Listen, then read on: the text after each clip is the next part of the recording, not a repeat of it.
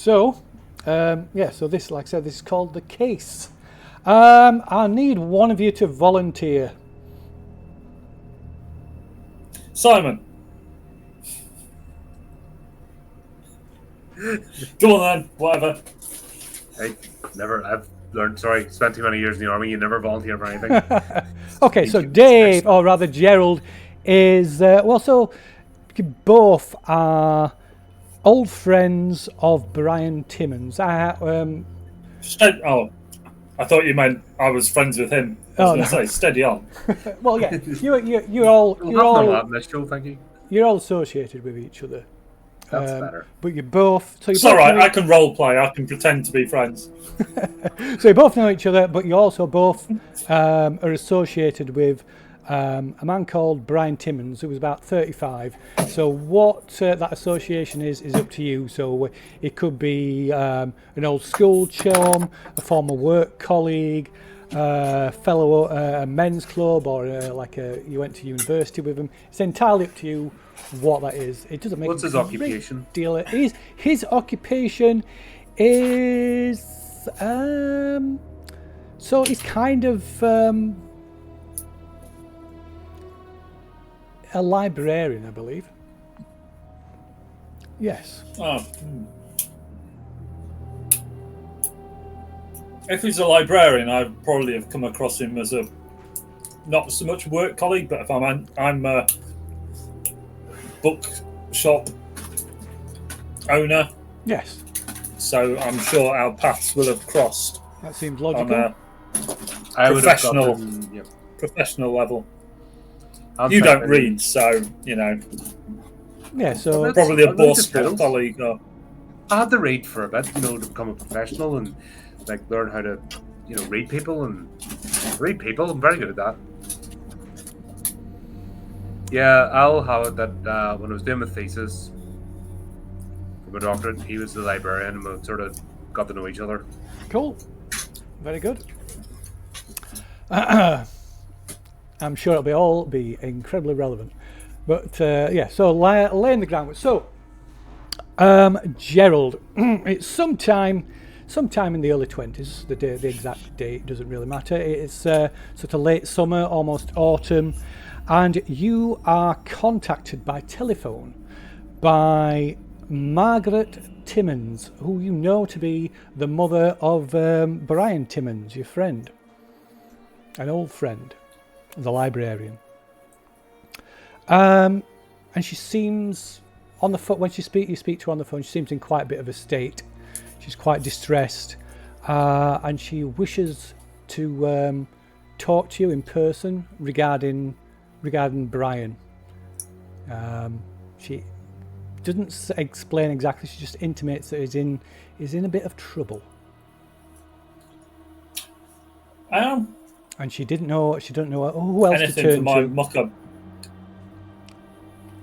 So yeah. Well, you must be scraping the bottom of the barrel if you ended up with me. So anything for old Brian. You never know. I might be able to borrow some of his personal collection as well. So I'll go. If only to have a rootle through his private stash. Okay, so you are the point of contact, and to speed things along, we will say that for whatever reasons that you can decide, you bring along another associate of Brian's and a friend, sort of passing friend of yours, Charles Highsmith, a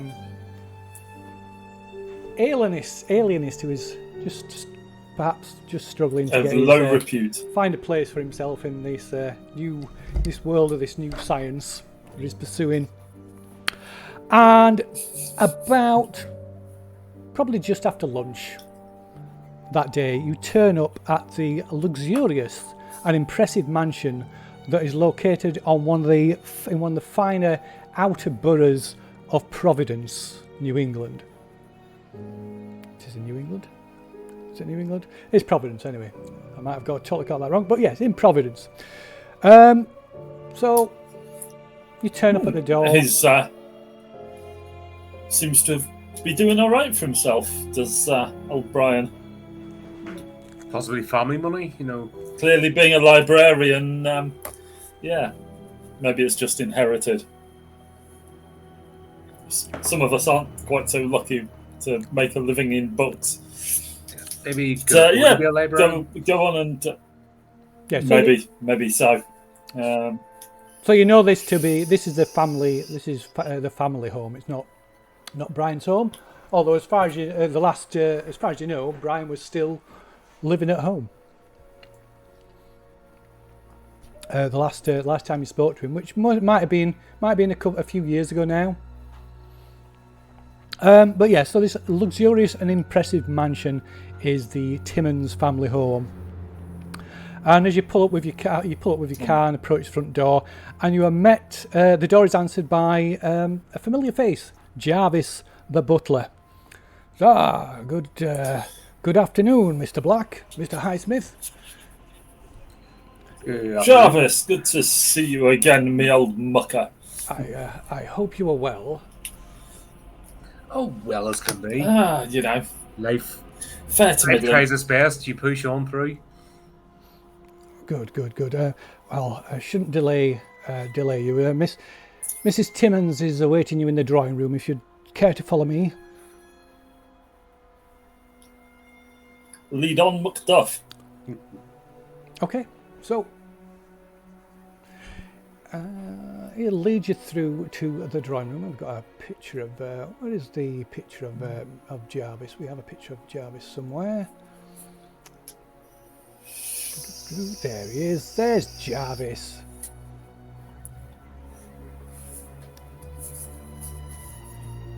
There he is. Old, faithful, familiar Jarvis. Yeah, he's actually got normal eyes and everything. Yeah.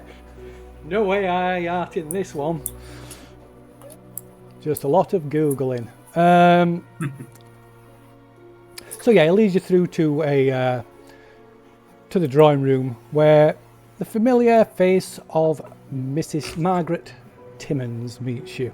She gets up from the chair that she's sitting in and says, "Oh, I'm so glad you were able to come. I trust you're both well."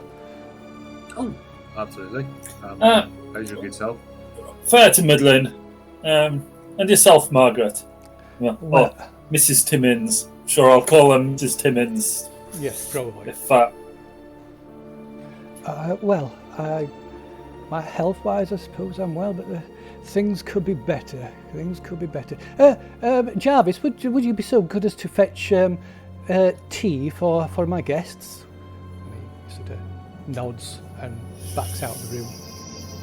So please take a seat, gentlemen. You must tell me how you've been getting on. How is life treating you? I haven't seen you for, what is it, 2-3 years? Oh, there or thereabouts, must be. It's been that long, wow. But where's Brian? Right,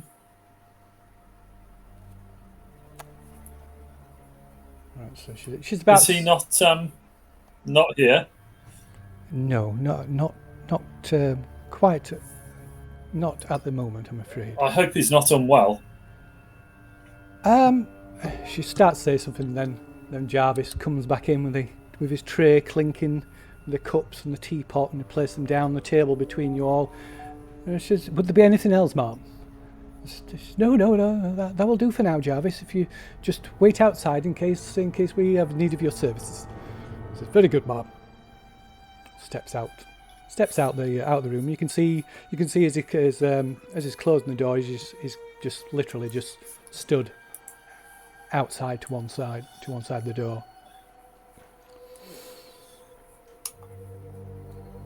It says, "I'm afraid Brian won't be able to join us, if you hadn't already guessed." I'm also sensing this conversation might be of a delicate nature. I would perhaps call it that. Yes, it's certainly something I wouldn't be broadcasting. Hence, I've called on you to provide some assistance rather than seeking out help that would be perhaps risk things becoming more public. Scandal is the last thing we want. Yes, it's a... Indeed, consider my interest piqued. Yeah, two words I would never put together is Bran and Scandal. That was a solid chap. Or is that two words that I would definitely put together? Well, no, it's quite it's quite the model son, as from your experience. Very studious, very reserved, quite reserved, intelligent. When librarians go wild. Yeah. But unfortunately, for reasons I will explain, Brian is currently residing in the asylum outside Providence. All right, okay. Yeah. And she sort of, her voice wavers for a little bit, and she sort of pauses for a minute. She composes herself before she continues. Says, "You see, it all seemed to start when he took an interest in tracing the family tree. It was just kind of a passing interest, really. But as he got more and more involved, more interested, he spent longer and longer searching through the library and through old public records for clues to not just the immediate family, but trying to expand it to looking for more obscure branches of the family." Oh, that is the curse of all Americans. We should know not to do that. He didn't end up thinking he was Irish by any chance. That's always the you know what I mean. That's always the. I believe there was. He did detect some Irish, possibly some. Is that when you Scottish committed them? family descendants as well. Right. The minute you uttered those words, is that when you obviously made the wise decision to commit them? Yes. She sort of tries to smile and says, I wish it was. I only wish it was. But he became more and more obsessed with his research until for reasons unknown to myself and Brian's father, he purchased a old farmhouse over in Woonsocket, and despite our protest, he eventually moved into this old farmhouse. And from that moment on, we began seeing less and less of Brian. And never associated Bram with farming. He barely liked to be outside on a wet, rainy day. Well, exactly. It took us completely by surprise. And as I say, we just saw less and less. The gaps between his visits grew longer and longer. But it was also around this time that he began a brief association with a rather mysterious man by the names of Mr. Baines. We never learnt the man's first name. We only met the man once, but all dressed in black, dark glasses and a long, wide-brimmed hat. It left quite the discouraging impression. Not somebody that you would quickly forget.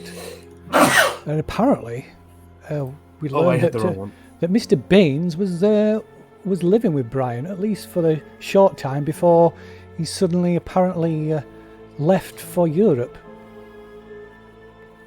But it wasn't long after this that Brian started to show signs of changes in his personality, and my husband and I, were forced to question Brian's sanity. Oh dear. Do you think his research might have? Well, this obsession with his research is the only thing that we could find as the cause. The details of his research, of course, we are unaware of. But we heard nothing for the entire winter. We heard nothing from Brian at all. And then in late in May, June, my husband and Jarvis driving my husband, obviously, in the roles, were decided to take a drive over to Woonsocket and pay Brian a visit and to try and talk some sense to him, try and get him to come home. It wasn't until later that evening that Jarvis and my husband returned, and though I questioned him, my husband refused to discuss the meeting with Brian. And I'm sorry to bring two lots of bad news to you, because it was hardly 3 weeks later, I'm afraid, that my dear Reginald fell to his death from the second-story balcony. Wow, that's an absolute tragedy. Brian didn't even attend the funeral. And then, of course, there was the trouble with the police in connection with what I don't know, but the shame of it. That was the final straw. It was shortly after that I put things in motion and had him served with the papers to have him legally committed to the hospital. Probably a wise decision. I'm sure I can speak to somebody, maybe get a chance to maybe get to the bottom of this. Did you see any of his research at all? No, we've not seen any of it.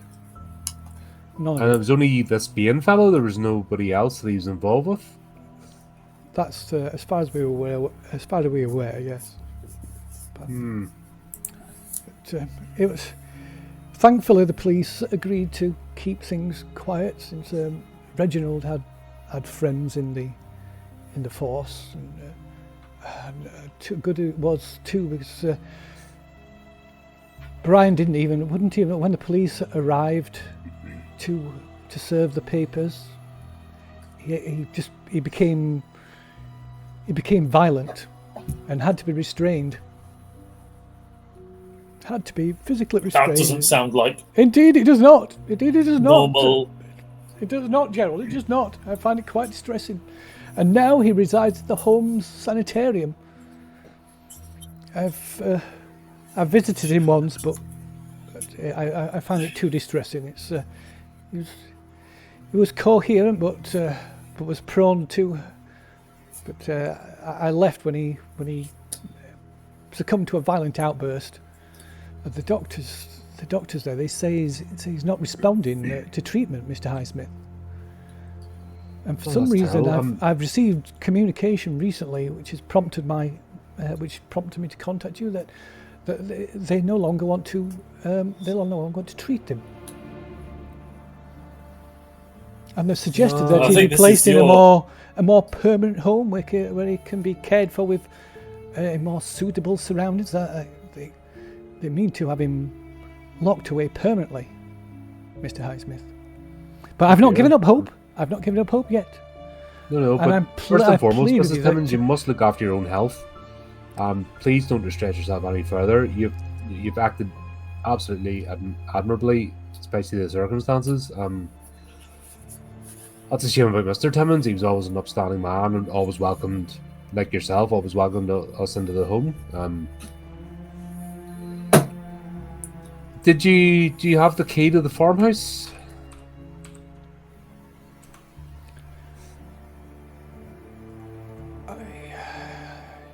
Yes, I believe we do, yes. I think it might be beneficial, before any attempt at a visit, we try and maybe ascertain the nature of this research. Obviously, he's went to a disturbing place. And just by a brief description here, I've a funny feeling this Mr. Bain has maybe taken a hand in it.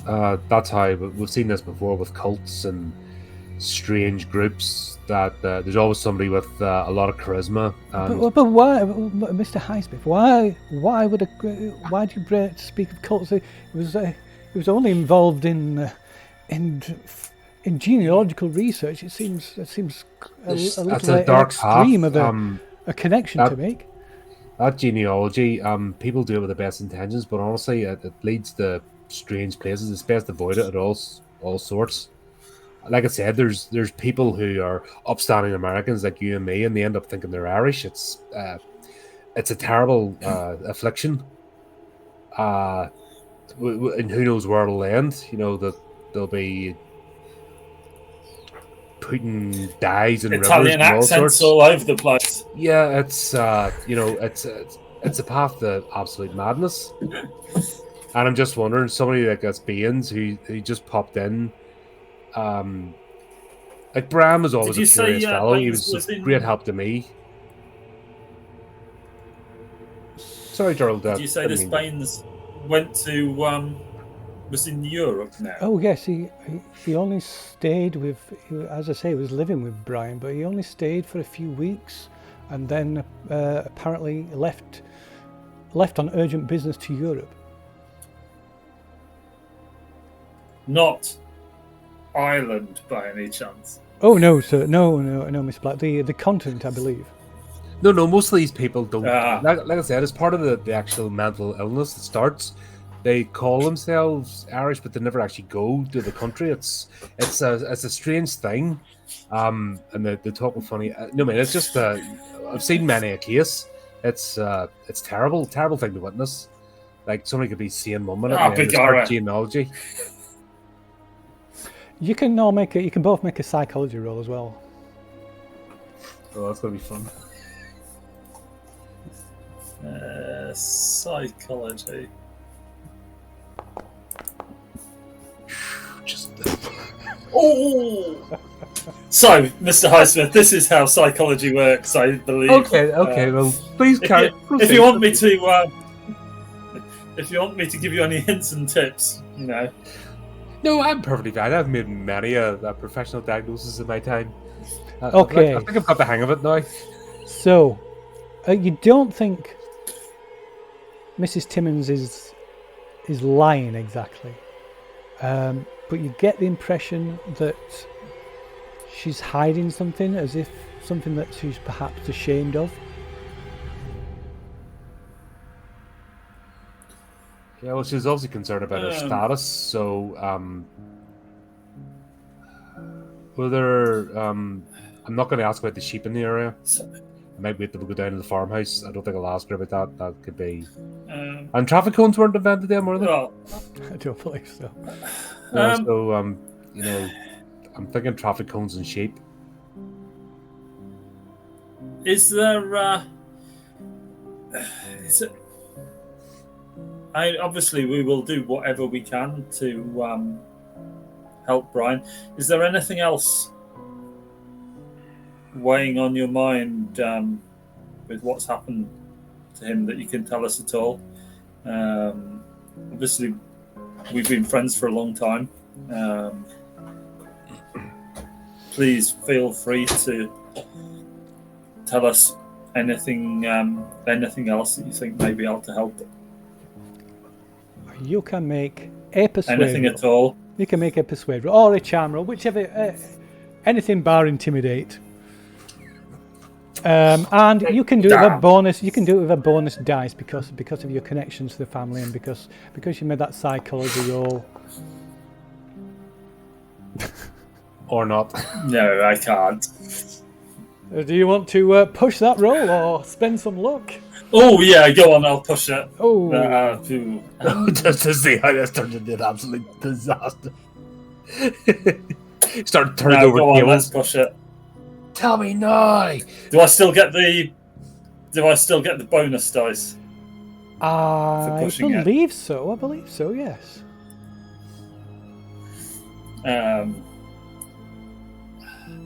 Yeah. If it goes wrong, I'll just end up begging and making a complete arse of myself. I can tell.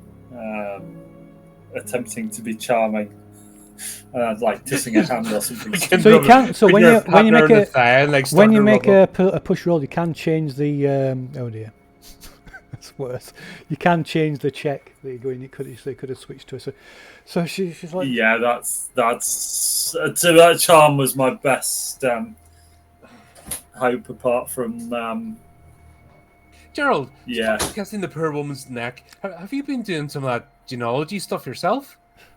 So, Mrs. Arabic Timmons horror. goes, I'm sorry, Mr. Blackburn. I just can't talk about that. And she kind of goes to stand up and then just like she goes, oh, and like just faints, collapses to the floor, and as she crumples to the floor, the door opens and Jarvis rushes. Oh, Mrs. Timmons, are you all right? And he rushes over and helps her onto her feet.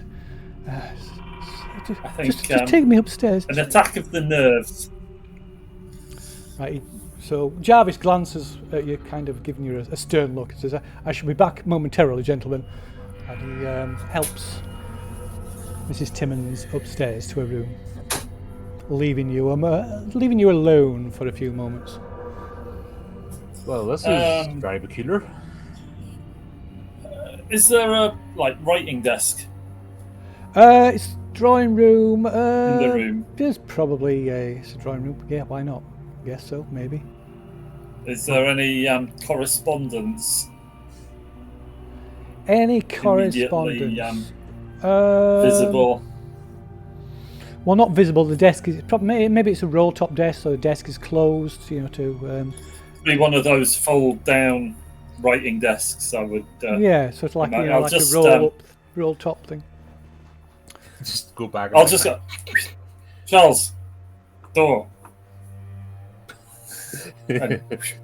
I'll just have a quick squiz as basically I'm thinking, has she had a letter or anything like that has triggered this sudden, because he's been in this asylum for a while now.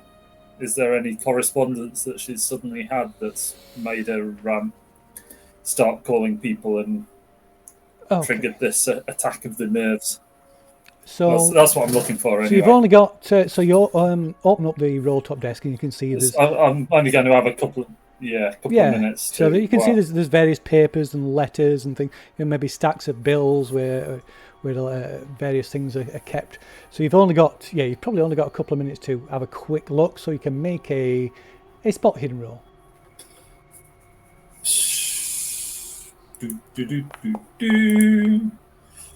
Okay. Yeah, had success. Very good. Right, so you do find a bundle of the letters that seem to be correspondence with the Holmes asylum. It's mainly, what are you going to do with it? You can pocket it, or do you want to try and look at it? I'll have a very quick look on it. Look at the most recent one. Just junk. Okay. Yeah. Okay, so... Oh, that looks quite interesting, and pocket it. Right. Okay, so you skim through them. There looks to be like copies of the papers, the internment papers. What that's called. As well as like the bills for his treatment and his stay over at the hospital and back and forth. There's also mention that they're requesting that his treatment be terminated and he'd be transferred to a more secure facility. Also tucked among these is a clipping from a newspaper as well. Oh. Have a shufty at that. Okay, so you can hear Jarvis's foot's returning footsteps. Inside pocket. Okay. Jarvis, is she okay? Just sort of. I'm afraid Miss Timmons has not been well since Brian was committed. It's, we're well aware. Understandable. You're excellent at keeping people's confidences, but I'm sure you can appreciate, Jarvis, we're here to help, and we have been requested. So, can you possibly shed any light on this? That from a more detached perspective, but obviously Mrs. Timmons is very upset, and it's not our intention here to upset. Like I said, we're here to help. So you can make a roll as well, a persuade or a charm roll. Oh dear. Or a fast talk, whichever you prefer. Doesn't matter really, because it's me.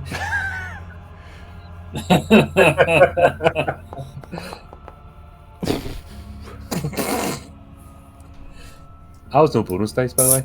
Just saying. Yep. So, do you want to spend luck on that, or do you want to push it? Let's look. Yeah, that would be. It's not giving me. Oh, it's not, is it? It's not giving me the luck option. That's strange. Have you got no luck? Have you not got enough luck?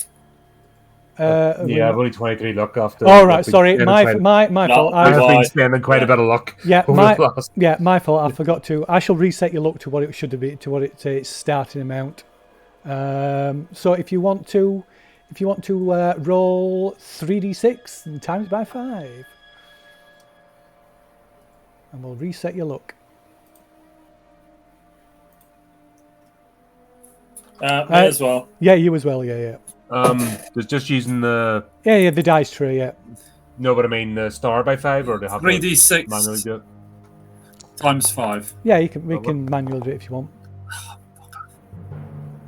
Oh, great, that worked. So is what's Sorry, that? just 55 giving and clarification on the sign text. 55. So that's Can I not use my power instead? Yeah, you can take whichever the higher. That's exactly the same as Charles's power 55. So by coincidence, so yeah, you can take whichever is the higher, which I imagine is not 45. The power. Yeah. Yeah. Okay. Anyway, so do you wish to push it, or do you wish to spend the luck on that? Some luck on that. I think I'll spend some luck. Okay. So you'll have to manually Okay, it's do that one because, shot. of course, the button's not there. Because it doesn't even tell me how much luck to Yeah. spend. So that will be 28 luck. Ooh. How? 28 luck if you're spending the luck. Do you know what? So the thing is, if you push it, you can't spend luck on a push roll. So Yeah, so we've Yeah. upset her. Do we want to upset him too? probably not, seeing as we'll get All right, chucked yeah, I'll out. spend the luck. I'll spend it. You're spending the next round. Next round's on you. Okay, so you're spending 28 luck. Cool. Okay. This is a good start to the game. Yeah. I'm sure that won't hurt you later on. Not at all. Not at all. What could happen? No, it'll be fine. Okay. Like, I'm even my bird's going, "What are you doing, you idiot?" What are you doing, you crazy man? Okay, so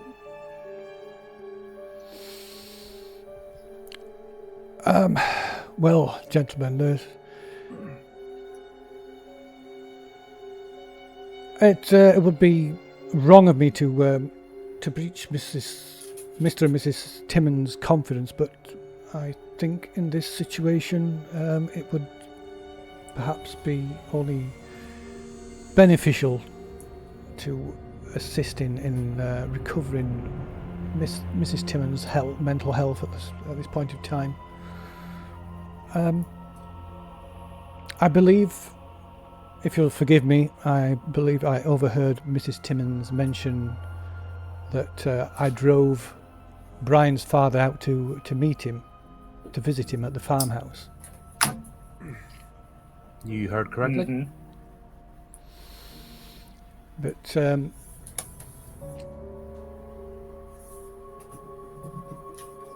Mr. Timmons refused to discuss the matter when his wife inquired as to the outcome of the meeting.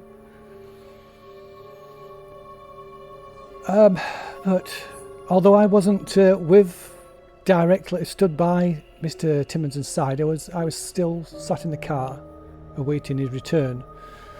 But we drove to the farmhouse in Woonsocket.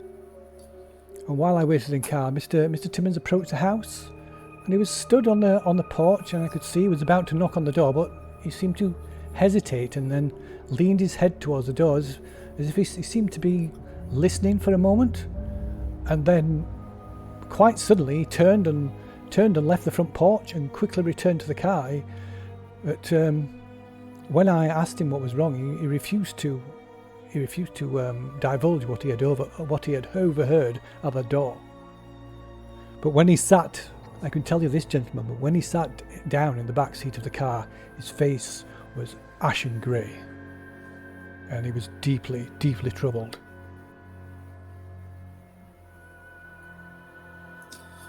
I see. Well, I think it is quite important that we do visit the farmhouse. I believe there was one more thing.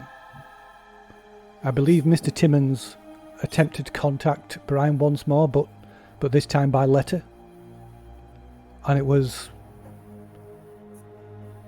perhaps the next day that Mr. Timmons had his accident and fell from the balcony. This is a delicate question, I realise, but do you believe that was an accident? Okay, you can make a psychology roll, and you can do it with a bonus dice. A pair of you. oh,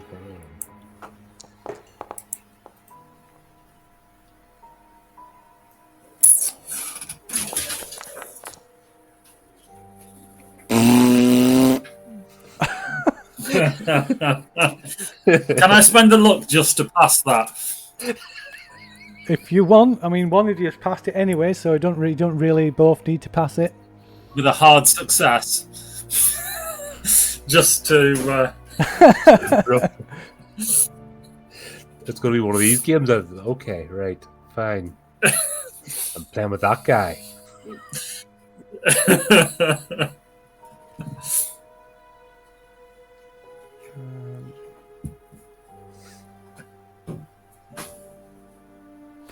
So Charles, with your trained eye, you can see the signs, and Jarvis is not divulging everything. There's something, particularly when Gerald mentioned the circumstances of Mr. Timmons' demise. You immediately picked up on those little tells that told you that there's something he's not telling you. Jarvis, I understand you protecting the family honor. That's admirable, but we can't help if we don't know everything. Neither of us have intention of spreading gossip or rumor. That is not why we're here. In the end, you called us. We can't do anything unless we have all the information.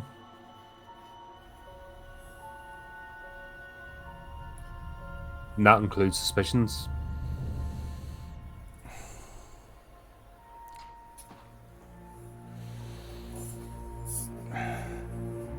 Well, it says, Tell us. I was fortunate enough to be the first one to find Mr. Timmons' body. Thankfully, it was not Mrs. Timmons.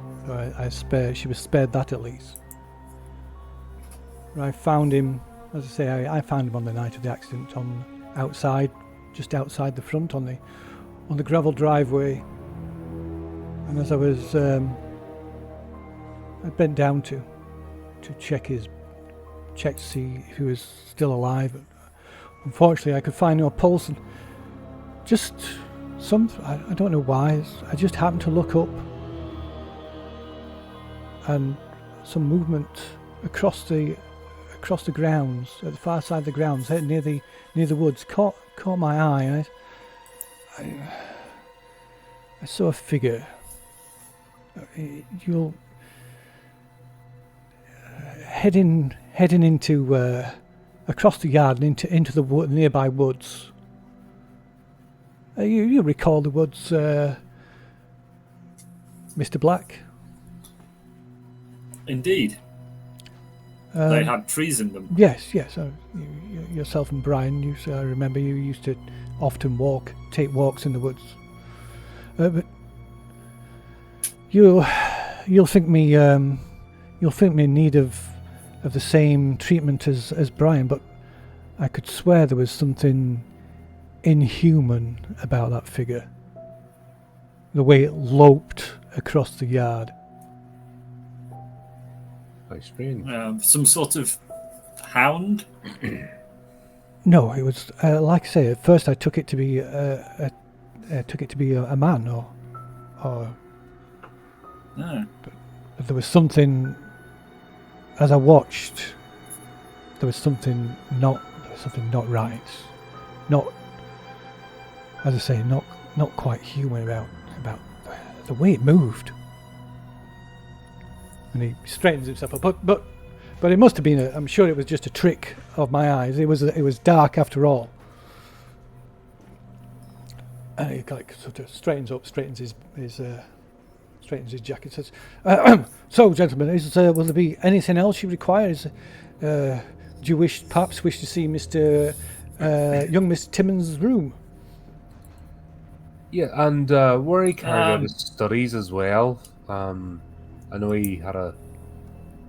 Oh, he spent most of his time in it when he wasn't away from the house.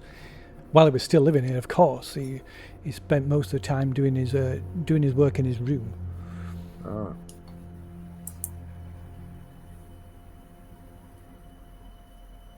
Yeah, I think it may be helpful.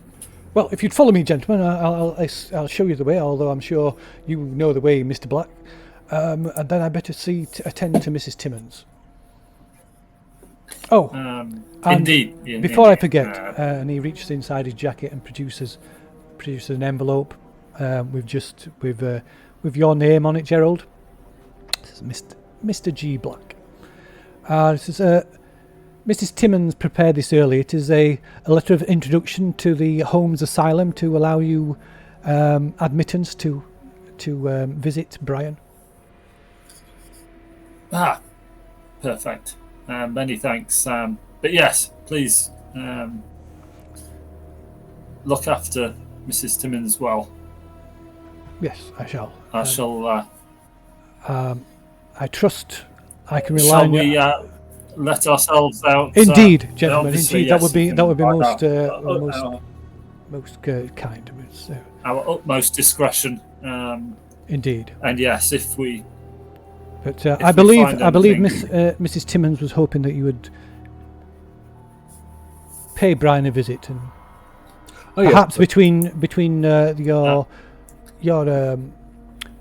yourself, Mr. Black, and the professional skills of Mr. Highsmith, you may be able to make better sense of what has gone on than these doctors that claim he is beyond their care.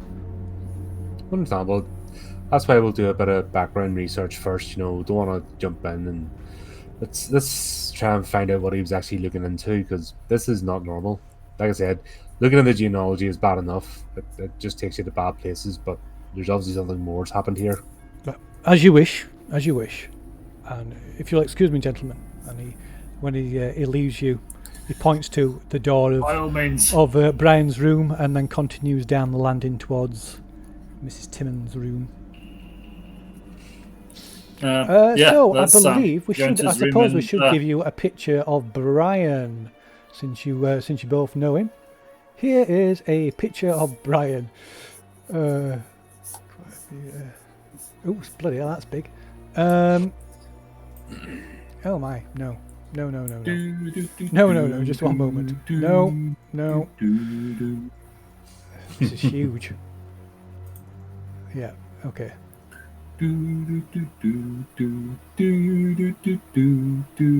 Not his best picture. Quite. No, that's a picture of him. This is I've probably preempted this because that's a picture of him in the asylum, but anyway. He doesn't usually look that distressed. Or that he starred in a certain film. But anyway. Yeah. See, he's been looking at that genealogy. It's bad for you. Right, yeah. Take a look at his room. Okay. Alrighty, I've lost his room now. Okay, yeah. So, So yeah, you go through the door into Brian's old bedroom, and it looks like it's been kept clean. The bed sheets are being changed, like all tightly pulled taut across the bed, and everything's all neat, kept neat and tidy. Books on the bookshelves, carefully arranged, clearly being dusted on a daily basis. Curtains tied back, and the windows look out over the grounds. Yeah. So if you can give it's not a particularly big room. There's probably there's bigger rooms in the house, but Brian, he, for whatever reason, whatever personal reasons, he preferred this smaller, more nondescript room rather than one of the more grander bedrooms in the house. So you can both make a spot hidden roll if you want to have a look around. Indeedy. Let's do that. Find all his porn mags. Okay. Maybe not. So yeah, perhaps Charles is distracted by the view of the grandeur of the grounds outside. I'm fascinated about this loping shape, so I'm just wondering if I start looking out towards the woods, like distracted. Yeah. So the woods, you can see the kind of they form a boundary on one side of the grounds, but you can see even from here, you can see they're not quite extensive. It's kind of more like a narrow band of woodland that runs along one side. It can't be more than maybe a quarter mile wide, if that. But Gerald, you gravitate naturally, perhaps, towards the bookshelf, and flicking through Nerd. Flicking through the books, there's nothing. You don't really see anything that catches your eye, or of interest, until you spot a slim, untitled black leather volume. So the lack of the title. It's always the untitled volumes. Yeah. So the lack of the title prompts you to pull it from the shelf, and opening it up, embossed in like old print. In fact, I need to just double check how old this is. Are we talking one like second. printing press? Like type? I don't think it's that old.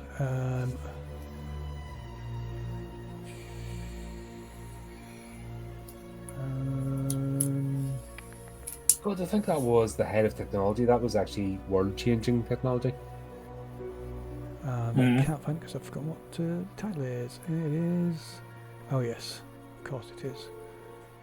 Yes. So People yeah, trolled with pamphlets back then. it is inside, embossed in front in old typeset is the title, which is Thaumaturgical Prodigies in the New England Canon, published in 1788 by Ward Phillips.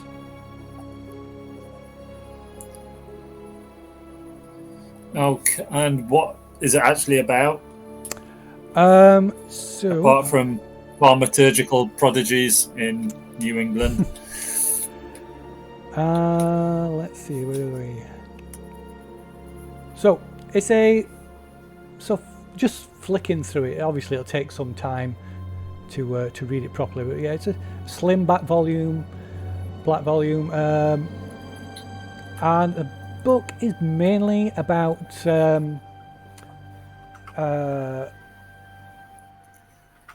witchcraft in New England, and in particular like various witchcraft trials and accounts, different accounts of witchcraft from that period, and the trials that followed the apprehension and accusation of some witches. So you're flicking through this as various. Is there a credits section or reference section? No. So You're flicking through it. So it's illustrated. There's a few illustrations, like woodcut illustrations, as you're flicking through it, and towards the centre, one of these woodcuts gives you pause. It is a woodcut, So this isn't a photograph by any means, but the woodcut of this this person, an accused witch by the name of Douglas Timmons. Not only does he bear the same surname, he bears an uncanny resemblance to Brian.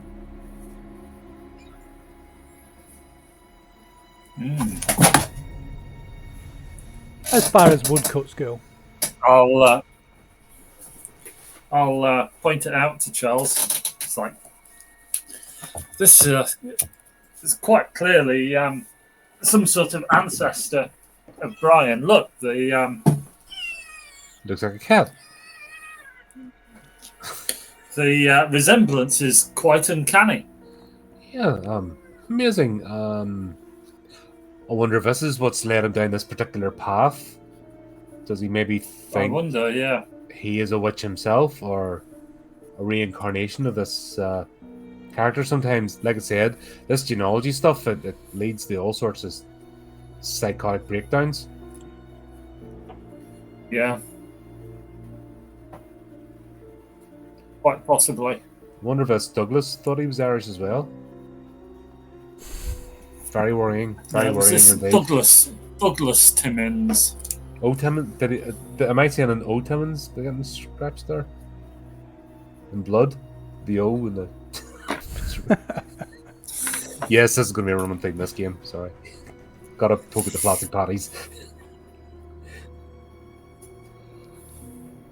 Right. Now I think we see what has piqued Brian's curiosity.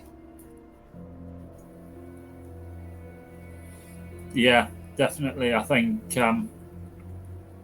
this is what's possibly started things.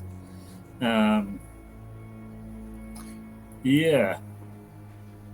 I wonder what else he's found. So yeah, so strangely, That's there's taken no him you down don't this road find of any madness. you don't find any other papers or books or research related to his I don't think they'll be his here. research into the family tree, into any genealogical research. No, I suspect research has been done at the farmhouse. Mm-hmm. I don't think this Baines Right. fellow is coincidence. No, I don't think he's been helping because, has he? What his purpose is another question, but yeah, he hasn't been helping, that's for sure. Mm-hmm. To the farmhouse then, and then It's the next logical step. find isn't it? out what we can.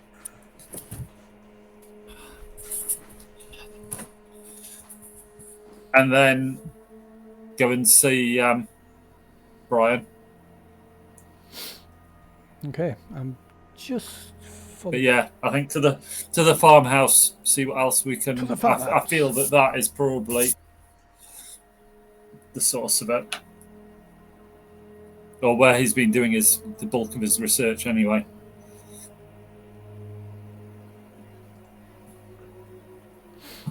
Okay. So is that where you're going next then? To the farmhouse? Yeah. Okay. Very well. Where's my book gone? There we go. Right. Okay, so Did we get the key? yeah, why not? We did ask. You did Yes, ask. sir. I know we asked for it. And we rolled dice as well. Jarvis provides you with the letter for the a letter of introduction for the asylum, so I would assume he probably gave you the keys for the farmhouse as well. Cool.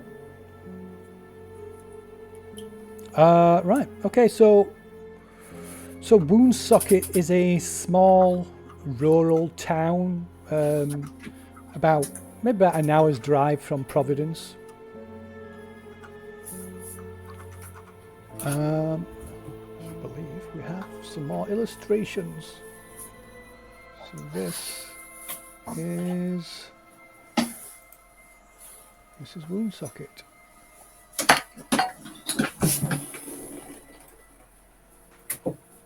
pretty. Oops! All these pictures are blocking.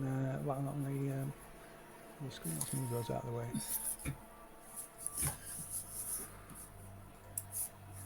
Yeah.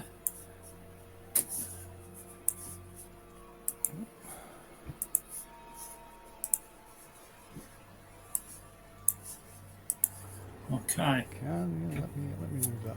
No? Oh, Okay. sorry, I can't. We'll move that instead. There we go. Oops. Got a big pause button on the screen Go as on. well. That'll be good. Okay, I'll move that.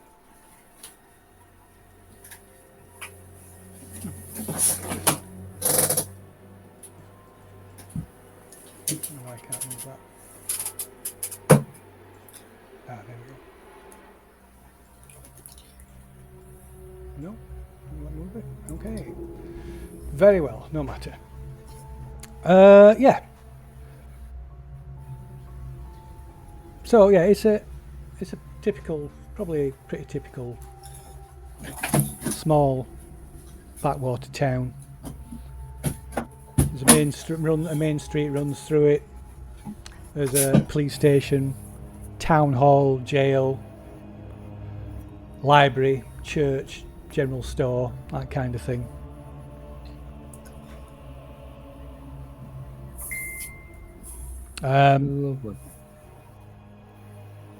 And it's, as a lot of these places, it does look to be like a farming community. There's you part on the way in, and from here up on the hill, surrounding hills, you can see there's various farms. Are there people milling about? Yeah, Or is so this- yeah, there's quite a few people milling about on the main street. Everything's all, it's all white, brightly white painted clapperboard buildings. Do they have the correct number of fingers? Yeah, so speaking like people here seem quite friendly and normal. Yeah, and the eyebrows, the Yeah, the no foreheads aren't, eyebrows like, that melt in the middle. elongated. There's meat in the middle, not No melting. elongated foreheads. No No. gills, no web fingers. Are they using different surnames? All one, yeah, same. All one surname. They're all all one family. Jed. They're all But yeah, Jed and the people here Sally. seem pleasant and friendly enough. I suppose we'll sort of pass the time, just make sure, because I'm pretty sure the address won't be straightforward. Somewhere like this, No.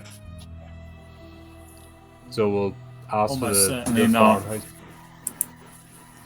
Oh,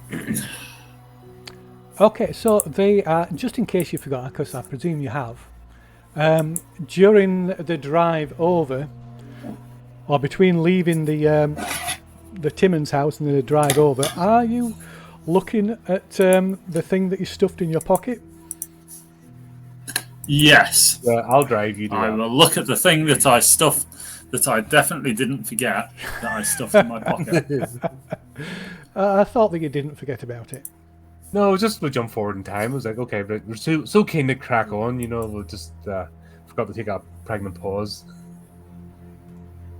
Okay, so Don't speak to Mr. Simmons.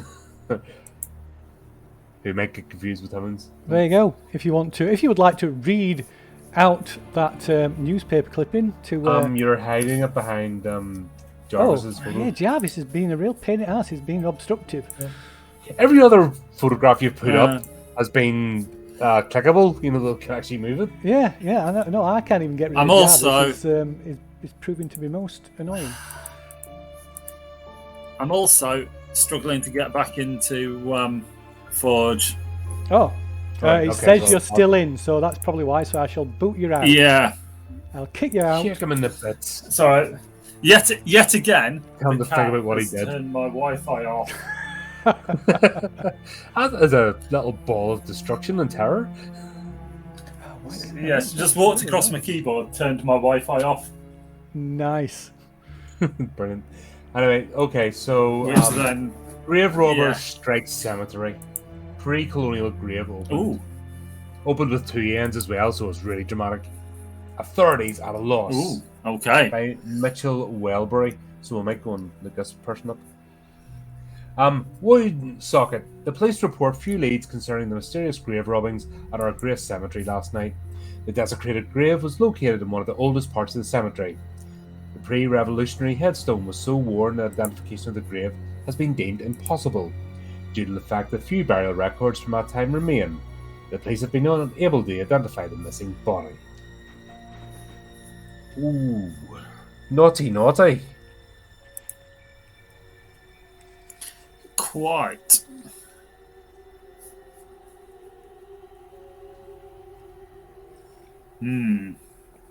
Is there a necromancy section in that black book? That's what I'm like, oh. So, did it say whose body? No, they couldn't identify it. It's treason. Providence is Rhode Island, of course, isn't it?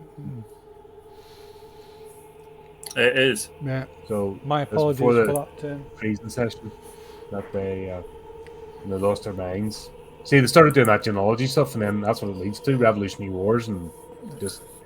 I'd hate to think when they get to the 20th and 21st century what they'll be like.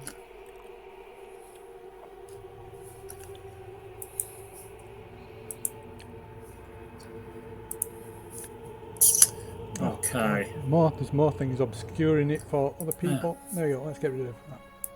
I do apologise, nobody could see that.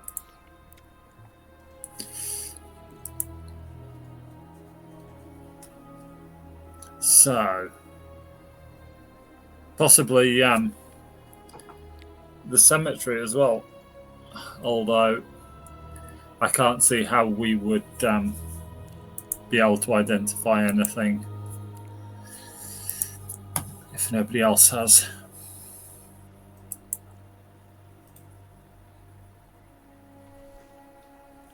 You may tell us later. Possibly. Right. So I think we'll get directions anyway to the farmhouse. Okay. We're not going to obviously we're not going to ask questions as we pass by, just general directions. Okay. And we'll act completely innocent that we're not here on a mission of sorts. So are you doing this as a pair, or are you like wandering around separately, or what are you doing? No, I think stay together seems to Right. In which case, you can make a group Makes luck sense. roll, which would be the person with the lowest luck. that's going to be you, I believe. Yeah, okay. Let's open register for this.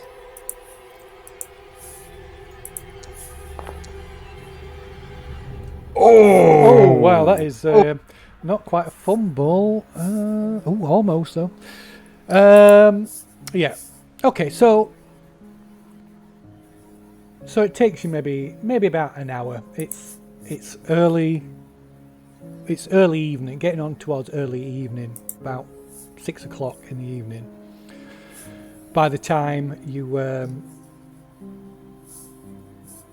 get directions that lead you to the location of this farm that Brian bought. So the farm, it lies on the outskirts, quite quite isolated from any other from the town itself, but from any other other buildings or farms. Kind of sits on its own. Not far from the river that runs by Woonsocket, and the river is flanked by a band of trees, heavily overgrown, banks, lines of trees and undergrowth and brambles that line both banks of this river. So it sits, up on this kind of small hill just above the river, and as you carefully drive your car up the rutted track that leads to this old farmhouse. Clearly this land hasn't been farmed for a long time. If there are any fields, they're impossible to identify because they've all gone fallow by now. And you finally come in sight of this dilapidated 17th century farmhouse. You can see the roofs the entire building's in bad need of repair. There's holes in the roof where it's been patched up. There's Brand. He always like paint. Any paint that was on the building has almost completely peeled off, revealing the bare wood beneath. So it's kind of it's a 2-story building.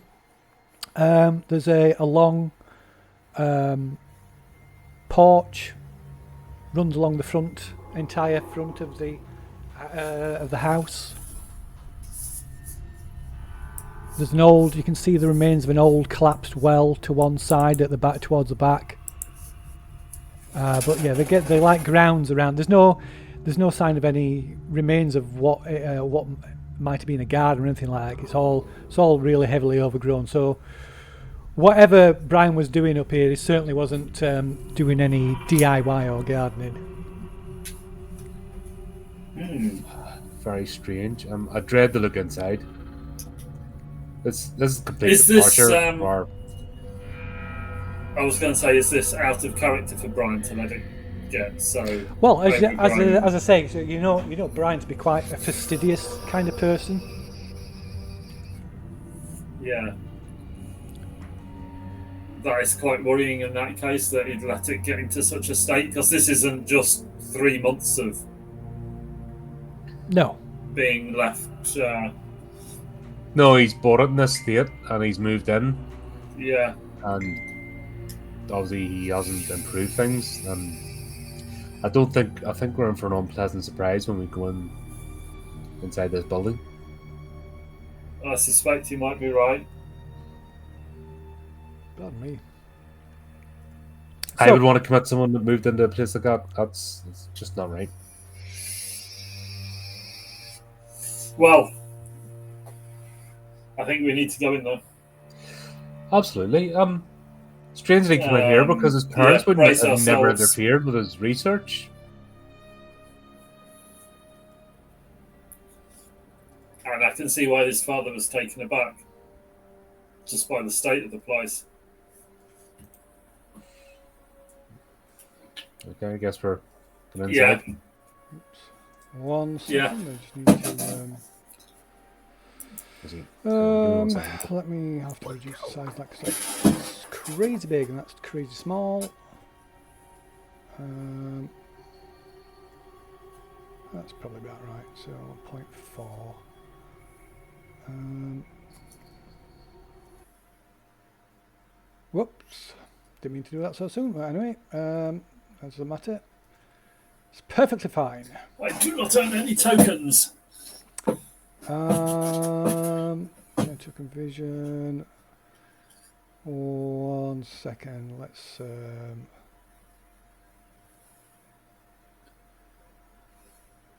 provide some light.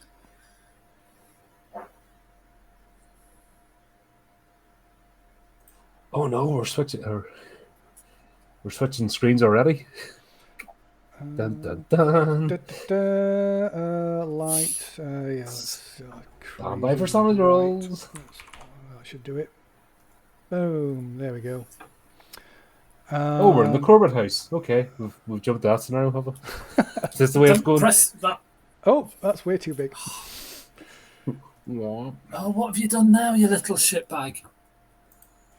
Oh. There we go. That'll do. Okay. So yeah, on the porch. Okay. Obviously forgot to scale this map, but anyway. Okay.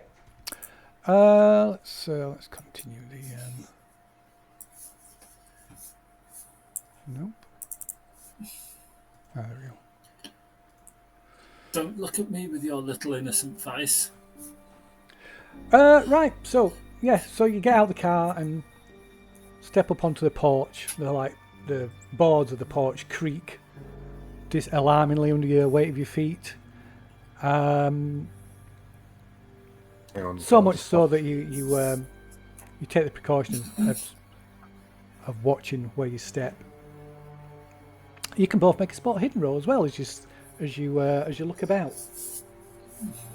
Lovely.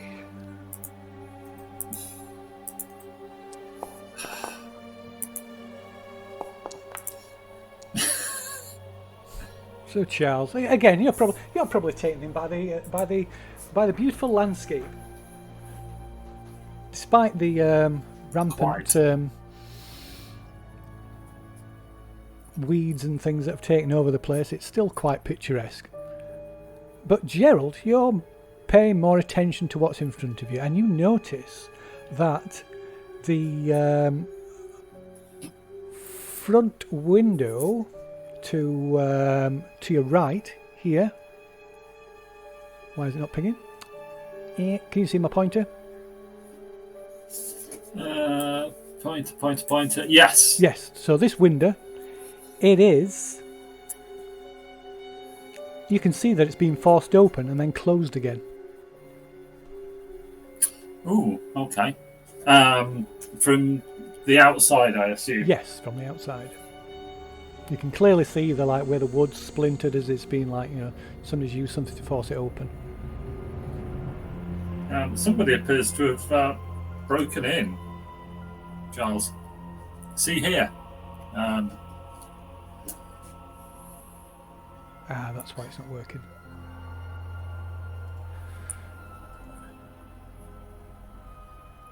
Does it look recent, or has it started to get sort of moss and what have you? Is it still bright, clean wood? Yeah, it's not been done.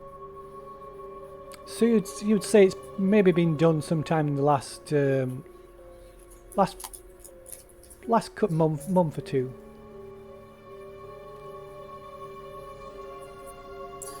Okay, so that would make it after Brian was taken to the asylum.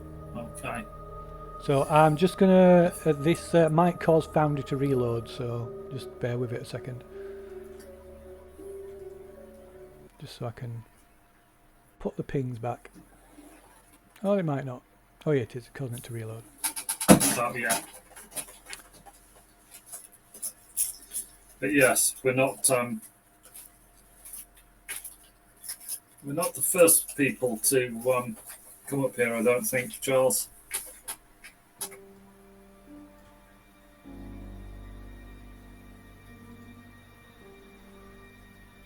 Right, go in and have a look from the other side in that case, I guess.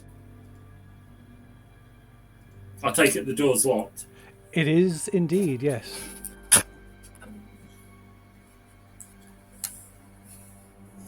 Nope. Get off the keyboard. So no, I'll just put the tokens in places just to indicate where you stood. But don't bother moving around. I'll shift them around. So what you're doing? You're unlocking the door. Did you say? Unlock it. Yeah, unlock the door. Okay, so let's get rid of that. Okay, so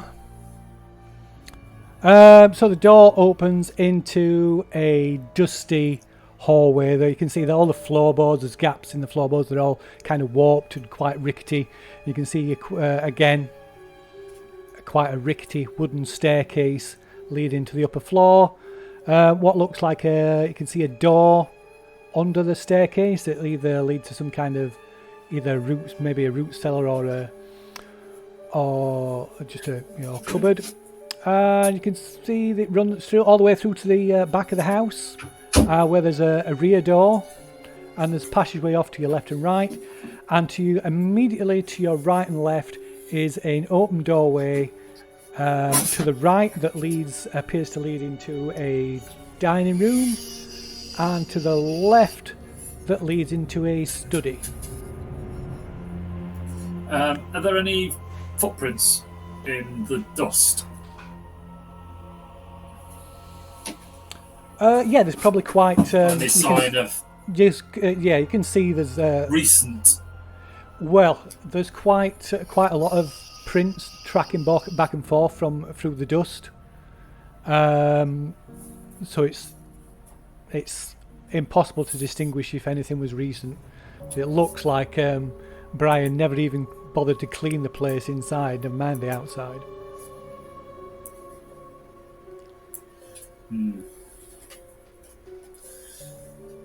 Okay. Well, I think into the dining room first to have a look at the window from the other side.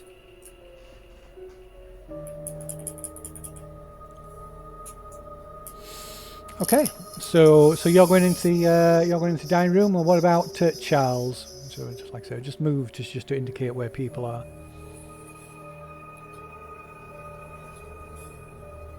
What about Charles? Have we lost Charles? No, I'm on mute because that's clever. I just realised I've been on mute and talking for like 3 minutes there. Wah wah. So what did we miss? You missed all my. I solved the mystery. You know what I mean? I did it, and you obviously missed that. No, we can all go home. Yep, that's it. Done. Was there wit and repartee as well? Well, absolutely, my best ever, best material. Like, but oh well, sadly not to be. I'm going to go into the study. Sorry, The study. you're going to go into the study. Okay, so Yeah, one in the study, one the dining room. So we'll deal with the dining room first. Every horror movie ever, we've got to split up, go to different rooms. Why not? Absolutely. Why not indeed? So It just makes sense. It's the right thing to do. Yeah. There is, aside from the contents of the room, you can see there is a door leading off, another door leading off this room. There's another window on the east side of the house, and there's a few furnishings in this room, but very, it's quite bare minimum, like a small table and a couple of chairs. Looks like at least the table and chairs have been dusted off. To one side between the two windows there's a small cabinet, like a dresser, that's on the shelves. There's a couple of plates, a few pieces of silverware, and a tatty old tablecloth. So you can see the window on the south side that's been forced. The damage isn't as evident from the inside. The window on the east side, on the other hand, looks to be perfectly intact. Can I tell which prints have come through the window? You can think. Well, you can make a spot hidden then, or not a track, spot hidden.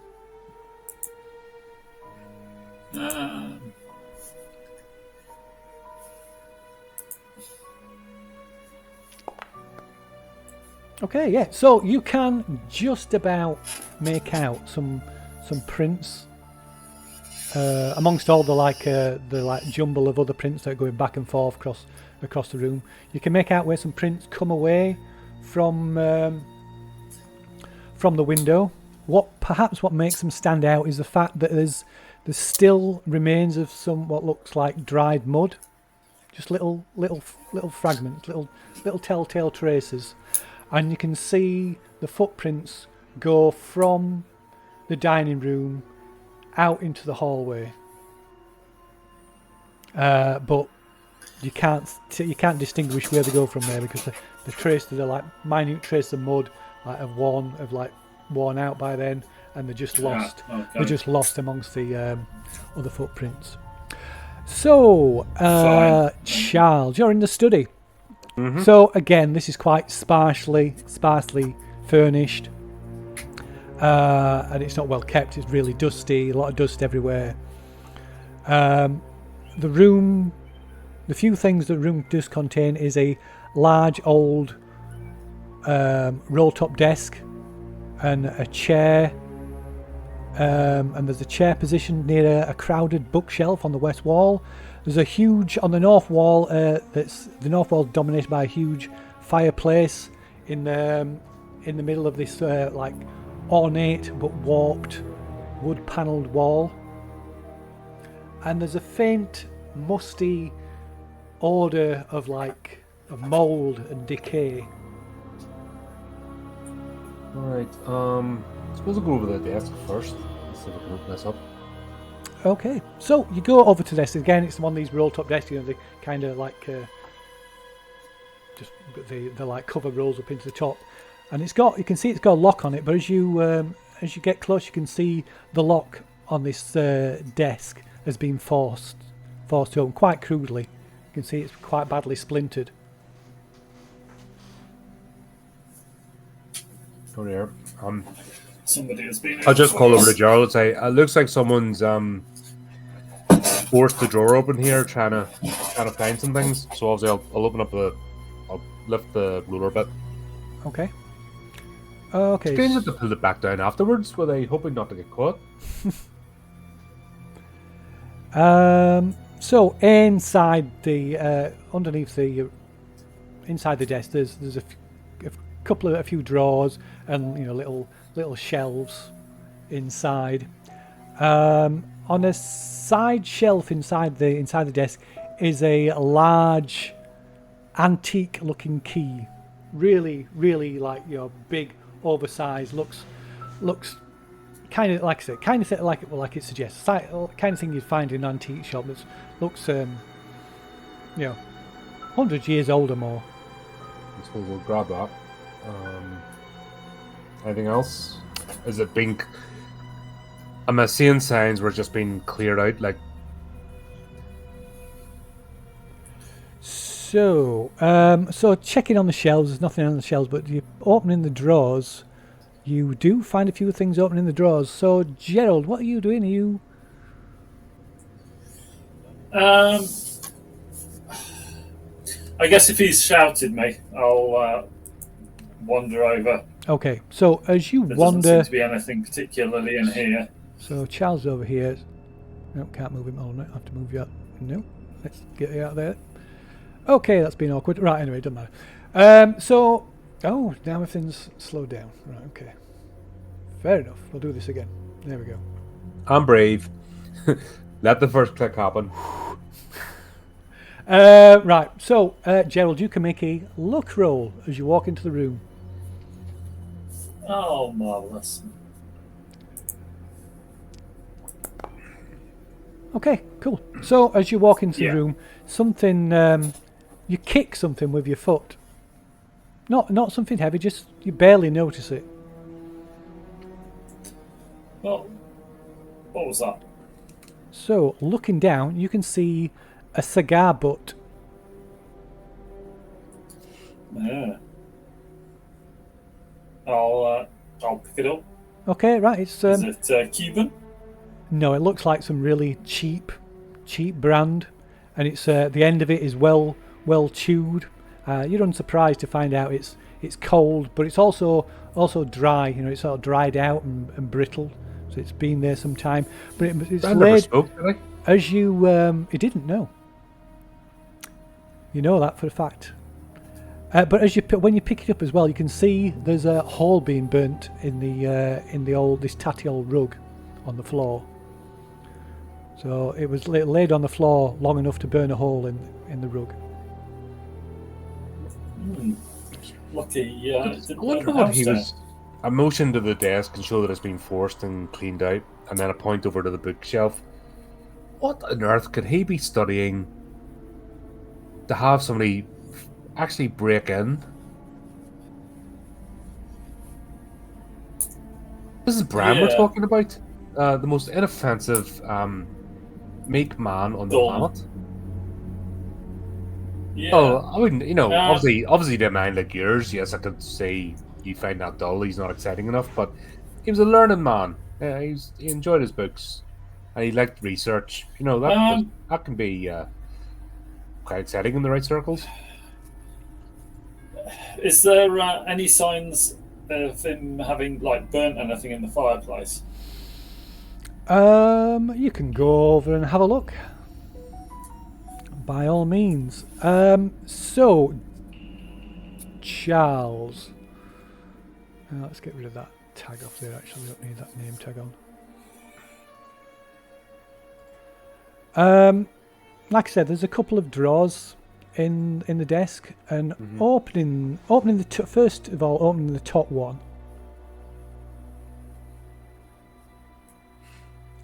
You find a letter, still in the envelope, addressed to Brian Timmons, and it's got a post date on it, postmark on it of May 7th.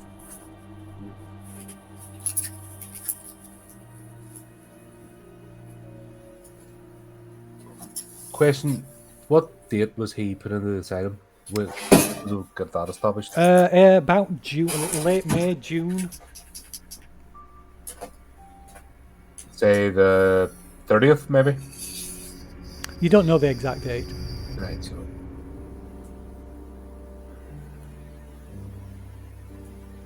Has the envelope been opened? Yeah, Still sealed? Yeah. No, it's not sealed. All right. Well, I guess I'll open it again. Let's have a read. Okay, so let's see. So this is what you find inside. I'm not made it into a handout. It's into a handout, but yeah. Let's just check it's the right one before I give it to you. It is the right one. Okay. Does Professor come in the dining room with the candlestick? Oh, that's good. I hear aches. Right, okay. Let's move that out of the way. All them squares are blocking it. Damn you! How come some of these you put down the embed in the background, but the rest? Because I was a little bit rushed and I didn't get a chance to test things out. But anyway. Actually, where's the fun in testing things? Come on, that's I'm going live on the internet as well. That's never going to. Okay, so it appears as you open it up, it appears to be the letter from Brian's father. Do you want me to read it since it's slightly obscured? Yes, please, because I go for it. I've kind of lost it now. My dear son Brian. Maybe I can make this. Some of it's off the screen as well, isn't it? So let's make it a bit smaller as well. Oh, there. Whatever. There we go. Anyway, okay, so it says, "My dear son Brian, my heart aches when I recollect the damning conversation I overheard while on your front porch. Please, you must put aside these abominable practices and end your association with that disreputable Haley fellow. You have broken your mother's heart, and I fear that she may never stop weeping or smile ever again. For her sake, if not for your own, please leave the old farm and return home to your mother and father. If you will come to your senses and return home now, the police need never know. Your forgiving father, Reginald."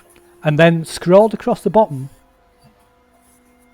it says, "Right ye be, old fool." Oh, right, okay, so that was his response. Would this possibly be Haley Barnes, do you think? Baines? I'm guessing so.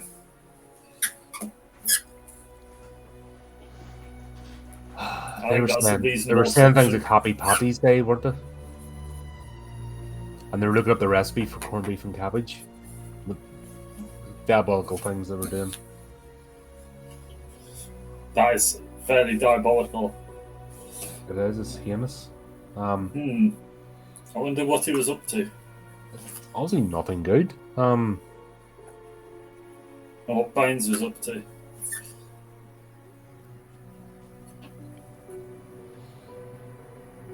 I'm seeing a connection. Like he's when he's discovered this entry about Douglas Timmons, I think he's went to look more into him and what he was about. Yeah. And I think this has led to unnatural practices. And it looks like he's possibly reached out to this Baines fellow, who seems to be a bit more involved. Yeah. But the biggest Yeah. question is, what has he researched that's got somebody else? Because if Baines has went to Europe, he obviously wasn't concerned. What have they dug up that somebody else is looking for? Yeah, and Have we a third who party broke here? in?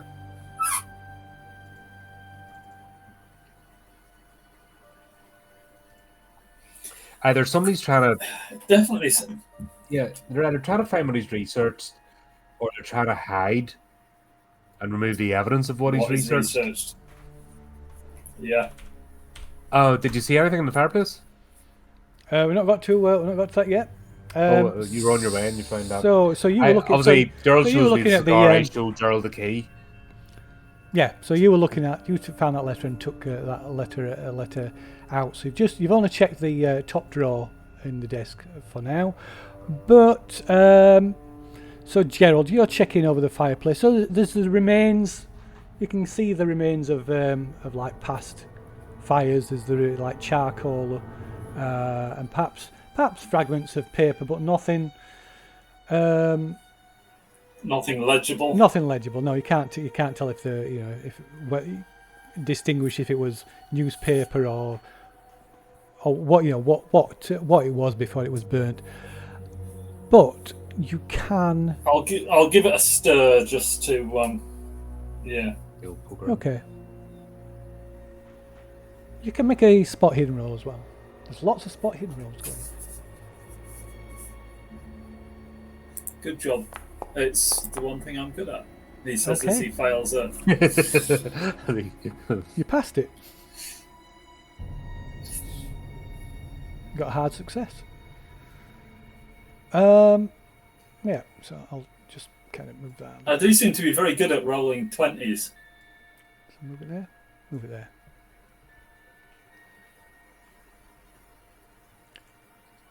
Oh, that's totally unlegible. Oh well. Okay. I'll put that back on the other screen later.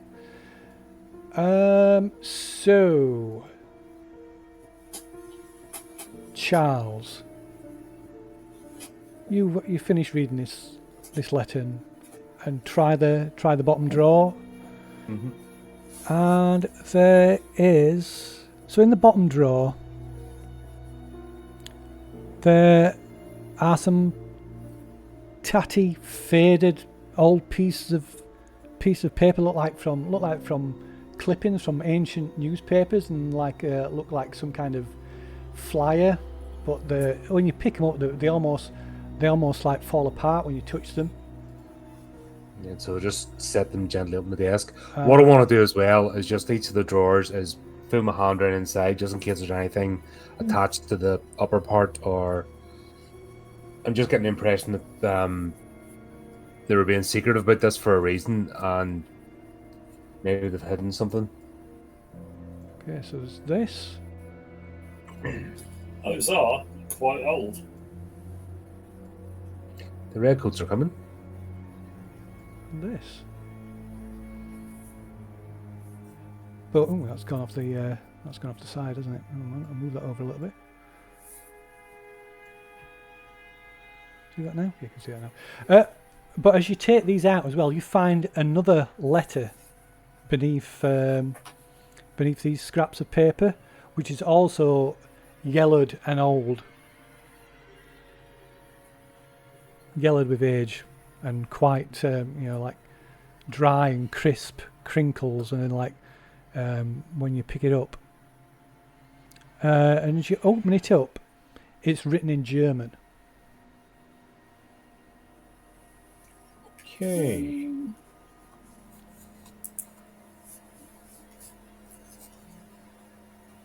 Which I'm going to get rid of this. 1 minute, I'm going to get rid of this wall I put on here because it's really annoying.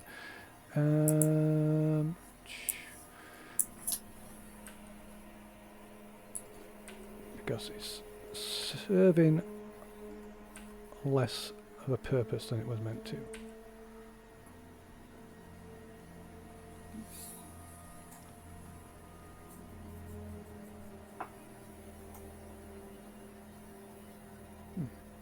Still can't see that. Okay. fact, let me get rid of the token vision altogether. That will make that a bit better. There we go.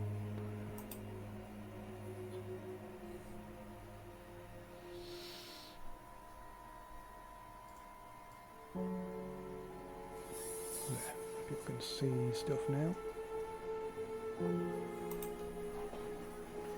Yeah, so this German letter, which I also have for you.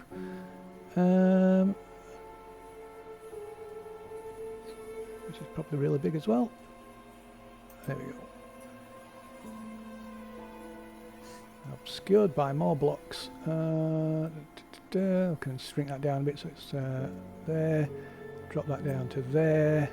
No, you're reading that one out. Yep, I'm not going to attempt to read German. You can, but yeah, you can. So that's what you can see. Okay, are we seeing names at least? Well, you can see what you can see. Well, I can't see very much because all hidden. Can't see a great deal.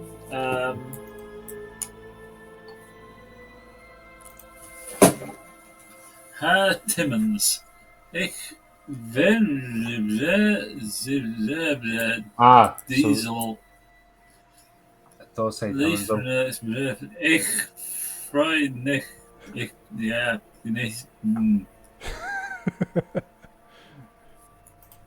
Uber Munchkin. Go away. Achtung. Can you just move yourself somewhere else, Colin? So that's helped loads. Yeah, it just opens it all up, doesn't it?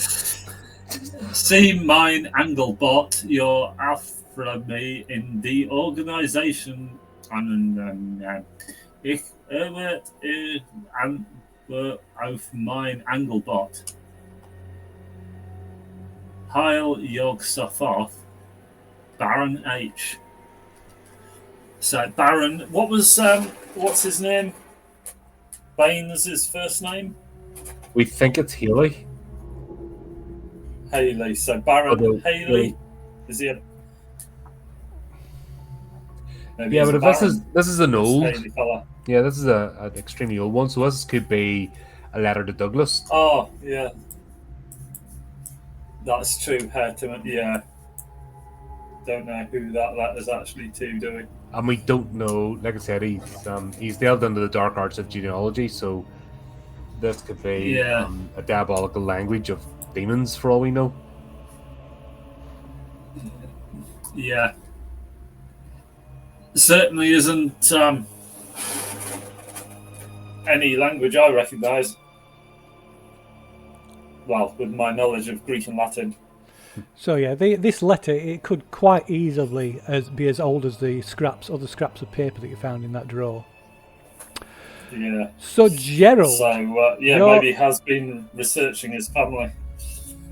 So you're poking around the fireplace with this poker, stirring it all up, and pretty much turf out everything from the grate, from the fire grate, and there's nothing here.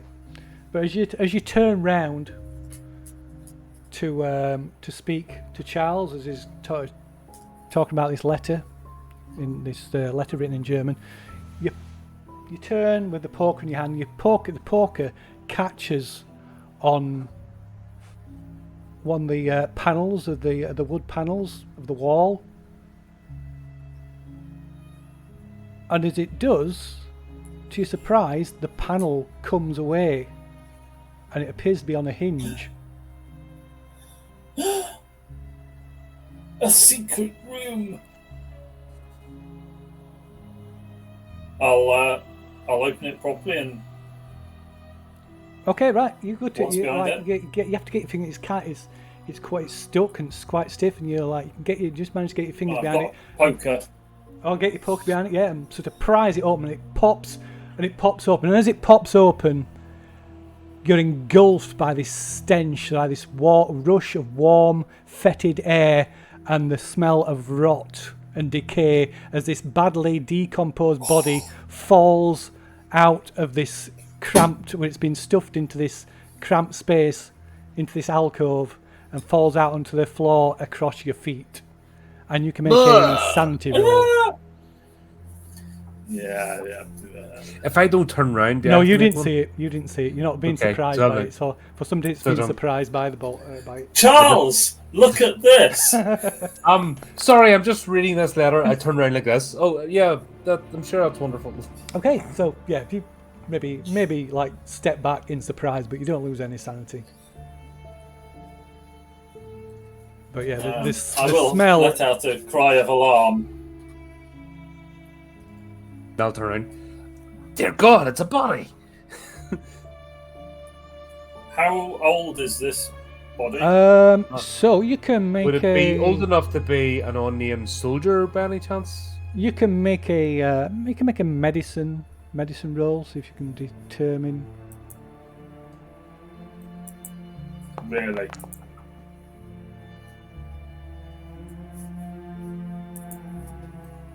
Dr. Highsmith, what's your medical opinion of this? Well, I'm not that sort of doctor, so he seemed to have died peacefully. Doesn't seem to be traumatized. Do you reckon this is this body But that he's still. was stolen? Okay, so Is he still? Oh, yeah. Is he still wet? so the body is like has ruptured in places. You can see like it's covered in like blisters that have like burst and ruptured, and there's various fluids oozing from them. The eyes have collapsed and long since rotted away. So this is not.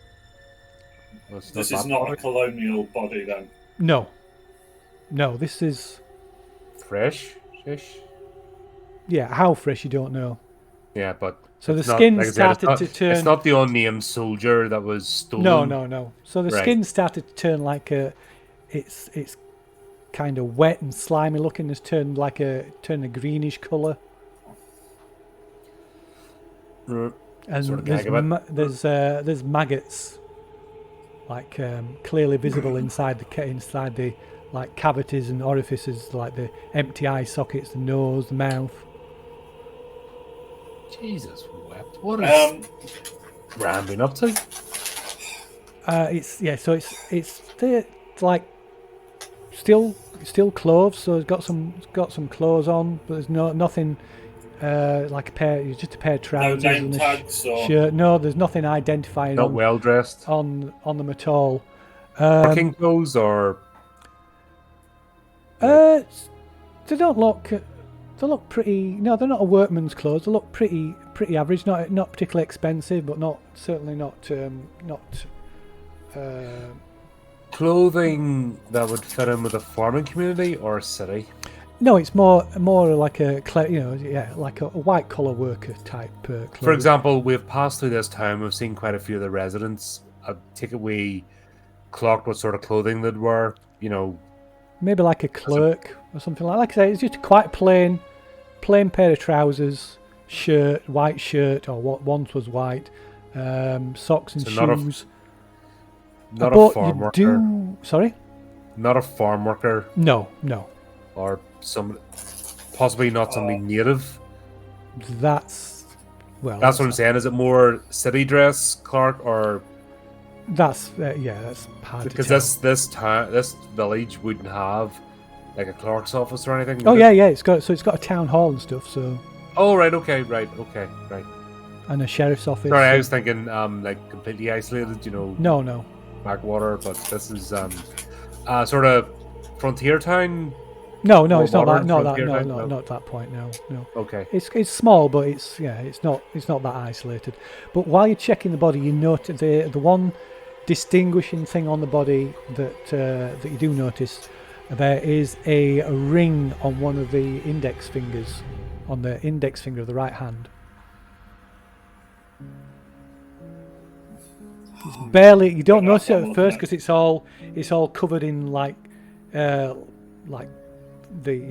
slime. Slime and just corruption from the like filth from the body as it's been decaying. Why on earth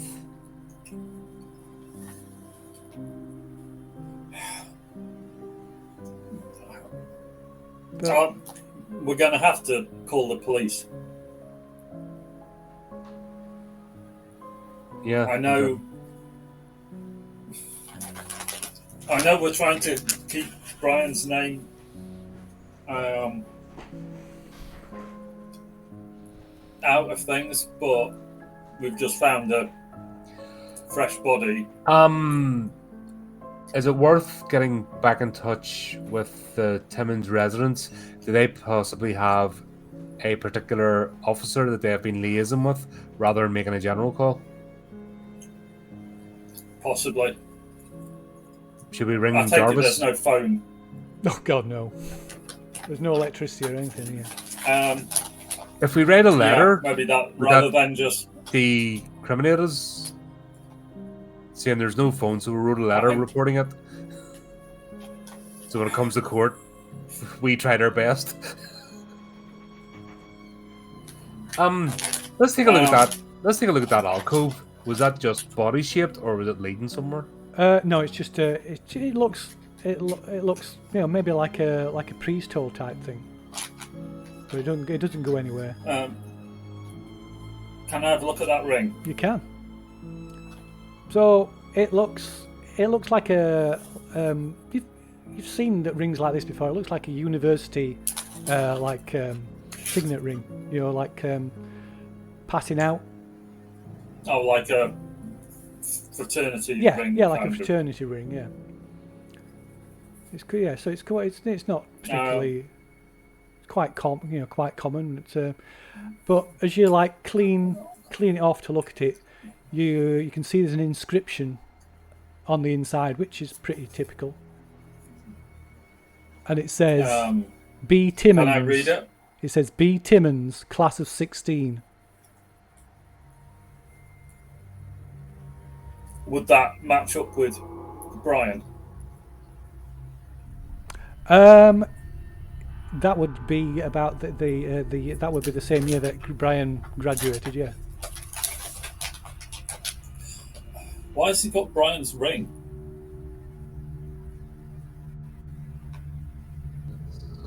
Do I recognise this as Brian as a ring that Brian wore? Actually, after the initial shock, is this Brian? You can't tell. The body's far too decomposed to be able to tell. You probably you probably know. Yeah, Brian had a fraternity ring, graduation ring. So, has somebody broken in, nicked his stuff, found this ring, and then trapped himself in that alcove?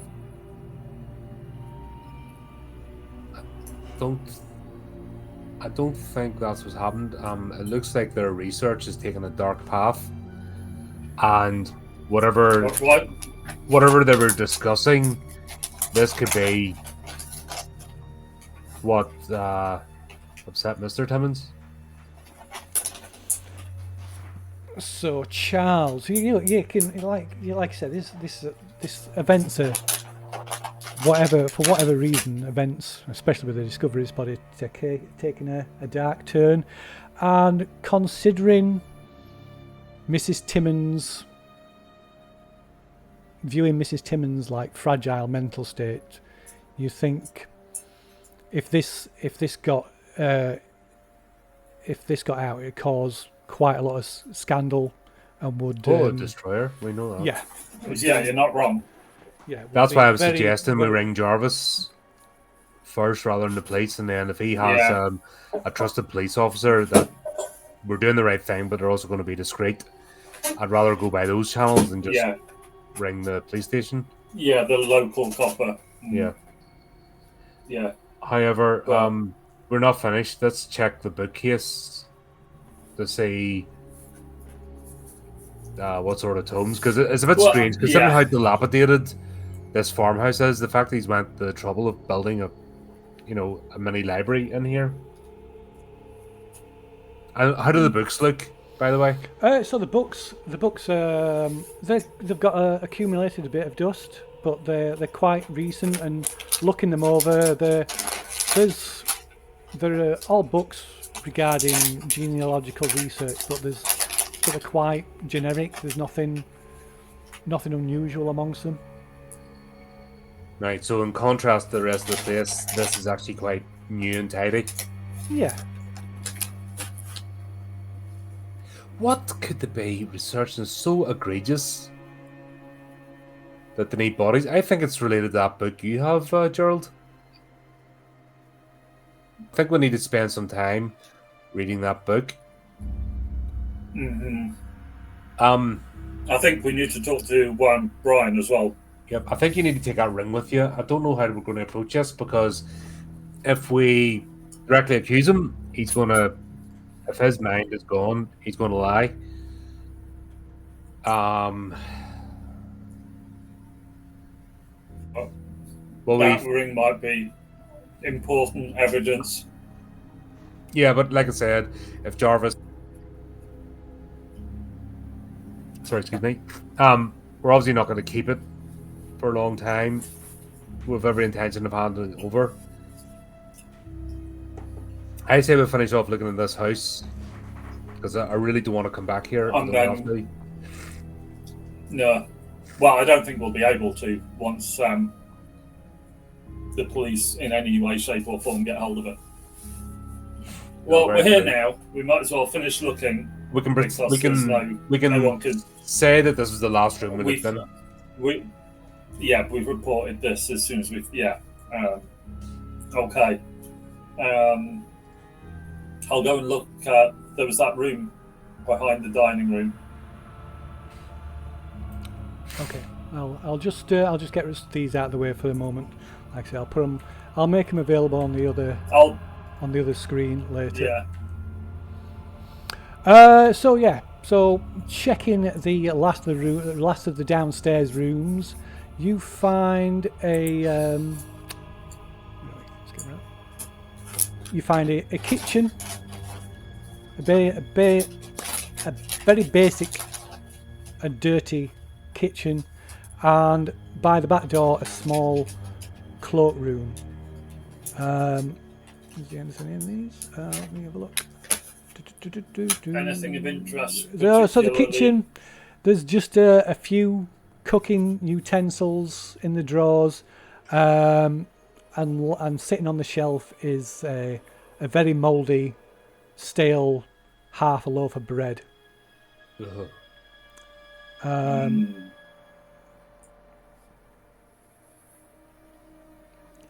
In the cloakroom, there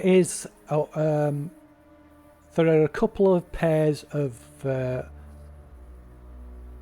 Wellington boots that are encrusted with like long dried mud, and there's also a muddy shovel and pickaxe.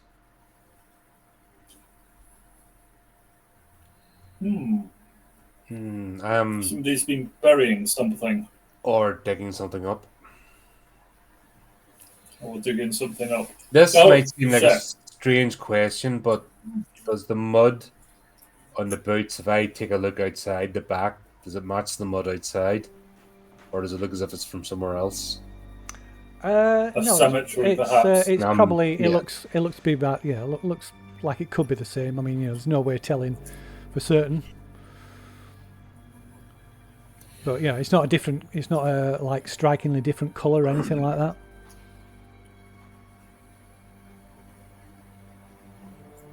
Right, I think the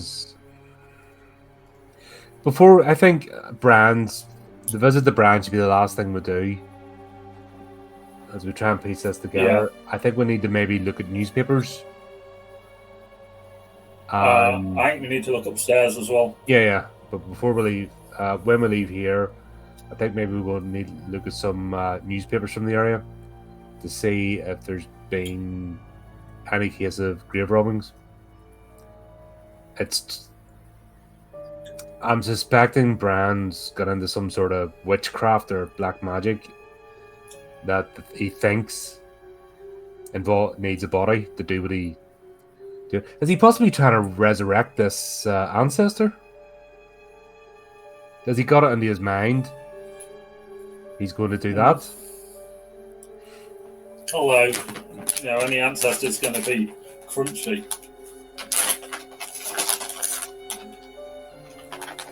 For sure. Yep. I suspect let's go upstairs. See. Yep. Hopefully, no. I'm not possessed sure bed covers out the window. if there'll be anything upstairs apart from All the other bodies lined bedroom, up in a neat row. Yeah, let's go and have a look upstairs. Yep. Okay, so let's go to upstairs. So yeah, so there's two on the landing. There's just two doors.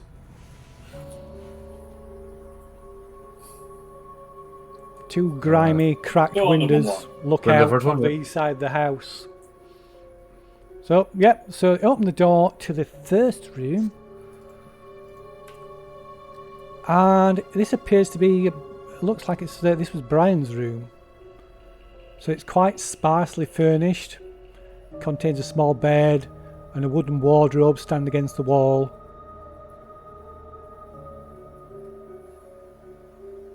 And there's a little bookcase.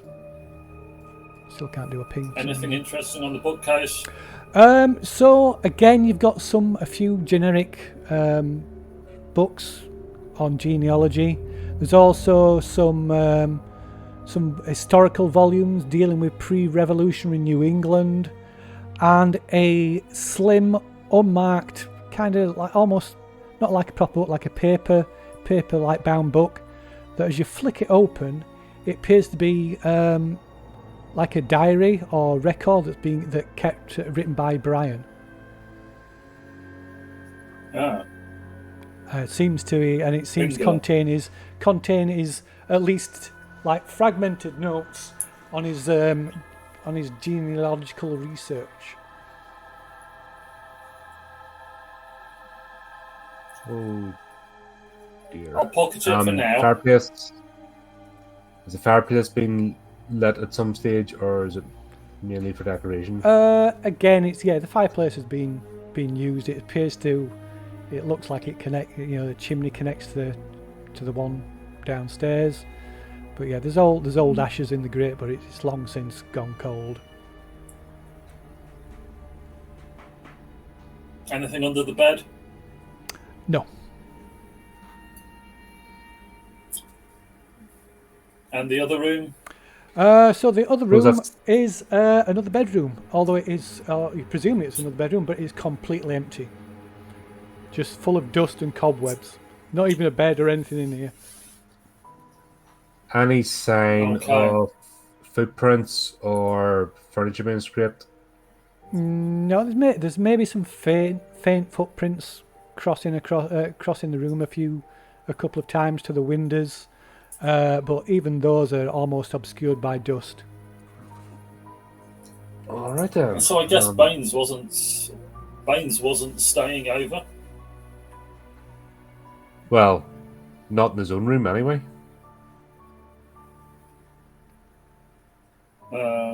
There isn't a spare room at all.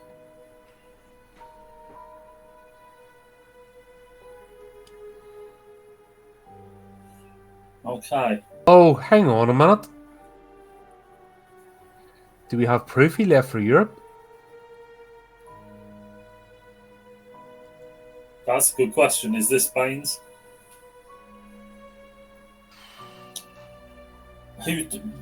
Who told us he'd left for Europe? That was just the That one, Mrs. rumour Timmons. had it that he'd left for Europe, wasn't it? Yeah. Maybe that's Baines. I think we need to get to a telephone and ring Jarvis Yeah, before we do anything else. yeah. This needs to be taken care of.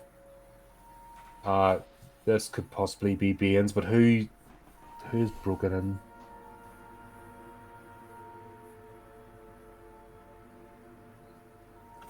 This is actually quite worrying.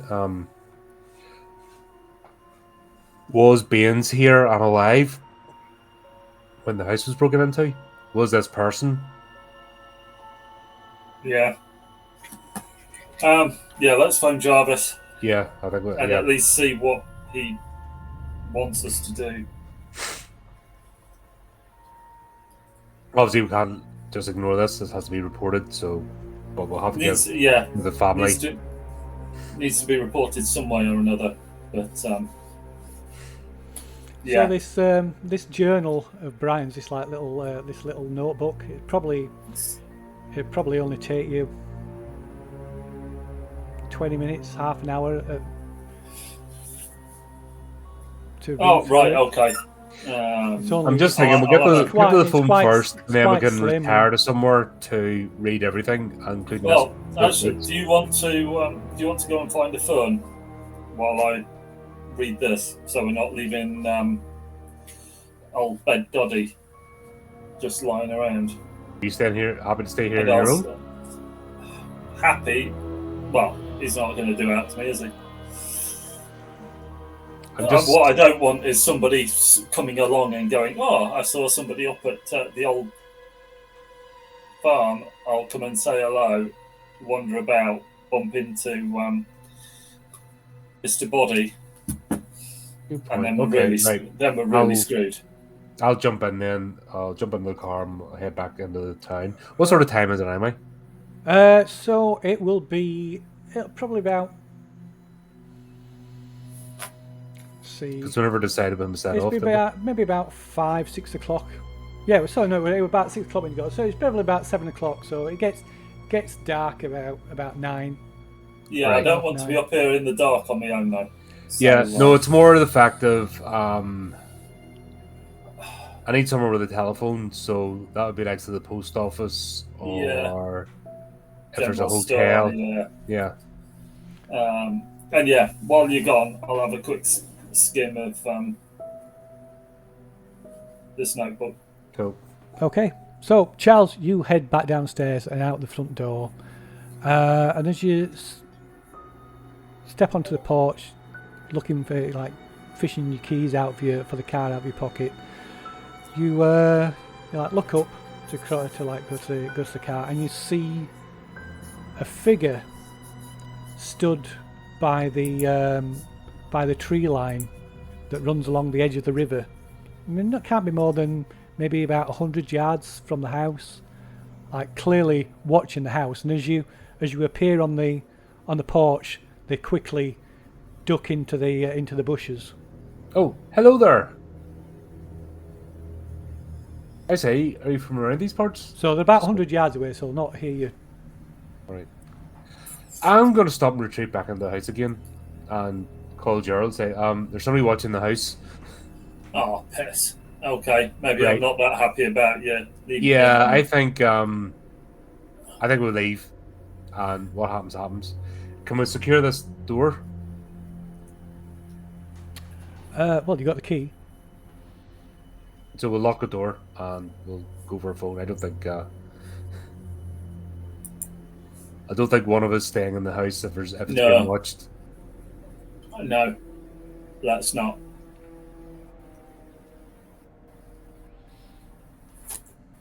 No, let's not. Right, no, let's... That's just tempting fate. Mm-hmm. Let's get out. You drive, I'll read. Roger up. Let's do it. Okay. Right. Okay, so I presume you're just driving at a normal pace. Yeah, I'm not going to go crazy. Just right. Okay, so you... Yeah, nothing that would require a drive roll. No. So while... Ideally, nothing that requires me rolling dice whatsoever is usually a good thing. So yeah, while Charles navigates this dirt track road back down to the main road and towards town, Gerald, you read through this journal. Like I say, it's more like a notebook. And I'll just read out sort of selected highlights to Charles's. So flicking through it, it contains Brian's notes on his investigation into his family's past. There's listed names, birth dates, a few scribbled comments, and several half-completed genealogy charts. But amongst all this, it seems to that this research seems to have been sidetracked when he's come across the name Douglas Timmons. Yeah. From the pre-revolutionary era. And he's very clearly become, this seems to be in the source of his obsession, as he's very clearly become really interested in his ancestor, Douglas Timmons, and a few key points you can pick out. So this Douglas Timmons was accused of witchcraft and ran out of Salem in colonial times for loathsome and unchristian practices. The location. So Brian has managed to find the location of Douglas Timmons' grave, which causes you to double take almost when you're reading this, because according to the notes, the location of the grave of a hidden unmarked grave of Douglas Timmons is less than half a mile from this farmhouse. Does that marry up with the grave that was robbed? No, the grave that was robbed was in Woonsocket, in the cemetery in Woonsocket, in the town that you're heading towards. And the last point of interest in this little notebook is it mentions the location of an old tower near the river that's about half a mile from the farmhouse, but then in the opposite direction, and about 200 yards from the riverbank. There's kind of measurements and directions to both locations, although the interest in this tower isn't explained. Oh, maybe we should head there instead of to town. I think we need to report this first. Okay. If this house is being watched, we need to let somebody know what we're doing, and because I don't know if we've got a bad feeling.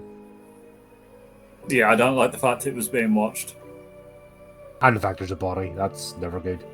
Nothing comes good, lad. No. Okay, yeah.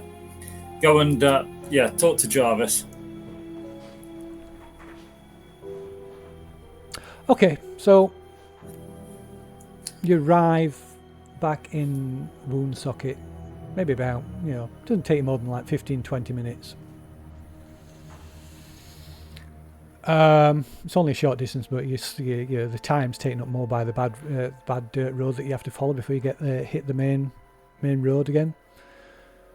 And you find you can make a luck roll, in fact. Both of us. Just one of you, so it'd be the one with the lowest luck. Oh, dear. Dun, dun, dun. Oh. See, okay. Some of us would have passed that. So by the time you get into town... I warned you, anything that involves me in dice rolls, we know this. This is not new. So by the time you get into town, the only place that has a public telephone is the general store and post office, which is shut. Fuck. Sugar lumps. Providence is the next nearest place, and that's a few hours drive. How far away from the Timmons household? How long did it take us to get here? That's in Providence, so there's a few hours away. Oh. We haven't made plans for the evening. No, we're going to. I think we need a hotel room, don't we? So there's no hotel. Well, there's a small boarding house where you can probably get some rooms. Yeah. If it's getting dark, let's do that. It's not dark at the moment. It's still about a couple of hours. Well, with a choice, we can either drive back. That'll take us into the evening. but then that means we're going to waste a few hours next morning. Yeah. However, I don't like the idea that we're just going to be spending all night There's out also here. the point that somebody was watching the house, and somebody's already broken into the house once already. Yeah. Maybe we go and stay the night at the house. Sounds incredibly dumb, but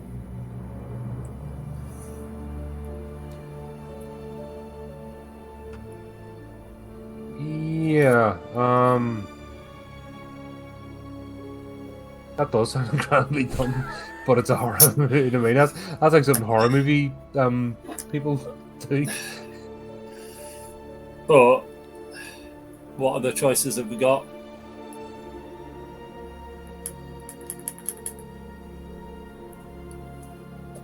I've One of just us. a funny feeling if nothing nefarious happens to us during the night, we're going to get stitched up for this body if we don't report it. But we we've also can't got a duty to the Timmins, not the Yeah. cause it. And if he's up to something, we could. I've known him from university. The fact that the university ring, I get implicated just by, you know what the media is like, and tenuous links. We could be marked as accomplices if somebody wants to bury us as well. Yeah. But if we stay at the house, we can stop anybody discovering the body. If they come with violent intentions, We're in trouble anyway. yeah, I don't like where this is going, but oh shit, the GM smiling. Oh, This is a one God. shot, don't forget. Yeah. Back to the farmhouse then. Let's do this silly horror thing that you never do. Don't go to the abandoned, or we can go to straight to the tower and get hit by lightning and dark magic. Yeah. That's the other Do option. you know what? We'll go back to the farmhouse first and wait till close as midnight as possible. Then go to the tower because that would just, be the right thing to do. A plan with no drawbacks. Yeah. What could go wrong? And we'll find something in a language you don't understand and read it I was out. going to say, do you want to do some chanting or something? That would be an idea. We'll find some chance. You've We'll do it. and of course, don't forget you've got that huge antique key as well. So what we should do is read that book out aloud. Yeah. Nectu, Clatu, Klatu, Barada, Hulu. Kandar. I mean, we could go to the tower now while it's still light. You've probably Yeah, got let's you've do probably that. got some you've probably got a flashlight or two in the boot of the car as well. Anyway, Yeah, don't fancy it at night. Yeah, let's Tower. go. Okay, let's go to the tower. Stop it. Let's go to the tower. okay. Hang on. So Let's- you jump in back for a in the penny, in for a car, pound. turn around, drive back out of Woonsocket, and Damn us for trying to survive. and back up the dirt road towards the farmhouse. So you flick on the lights, on the headlights as you're heading up, because it's not dark, but it's obviously getting towards dusk. And as the headlights hit the front of the farmhouse, you see a figure that's suddenly startled as the headlights hit them, and he runs from the porch towards the river. Bring the car up to a screeching halt. Obviously, I'm not going to chase after him in the car. That would just go be silly. that we've already been silly as it is. Damn. Yeah. Yeah. Yeah. So by the I've done that in time real by the life. time That's you pull up bring the car to a stop in front of the farmhouse, he's disappeared into the bushes. Did he open the door again? No, the window's wide open though. Go and have a look, see what the crack is inside. Is the body still there? Yeah, the body's still there. It looks like somebody tried to get out in a hurry because the chairs and stuff in the kitchen that were near the window have just like kind of knocked over. as if somebody left in a hurry, a panic. Do we go perhaps. hunting for the strange person?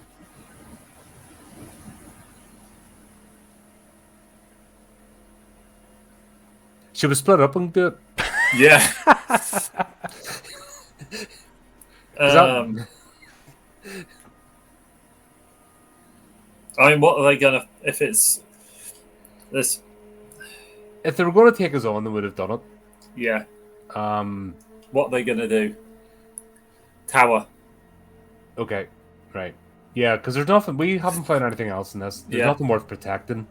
Yeah. Yeah. Okay. We'll go to the tower. Yeah. Stuff it. Okay, so following the notes, directions in the notes in Brian's notebook, it doesn't take you it only takes you maybe 5-10 minutes to find the tower. It's not what you're expecting either. It's just, in fact, you walk straight past it at first because there's nothing is left. If this was a tower, nothing's left but a ring of a single layer of foundation stones, about 15 feet in diameter.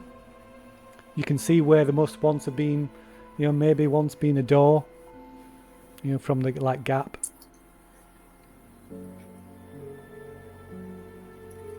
Nothing.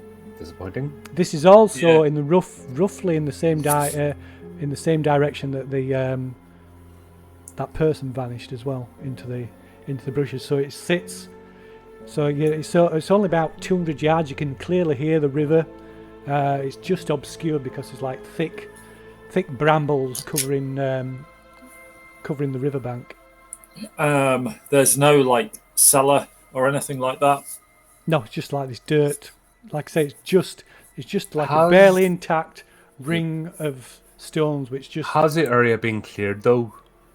Is everywhere else overgrown except this area? Has it been cleared? so this for this purpose? place won't this won't overgrown. It looks like maybe the stones have been uncovered. They're like the grass is probably overgrown with grass and dirt. So the stones, this foundation, what's left of the foundation, has definitely been cleared to expose it.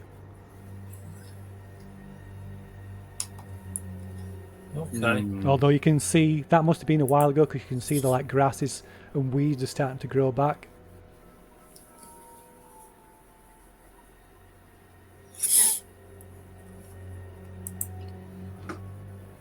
Right, we are.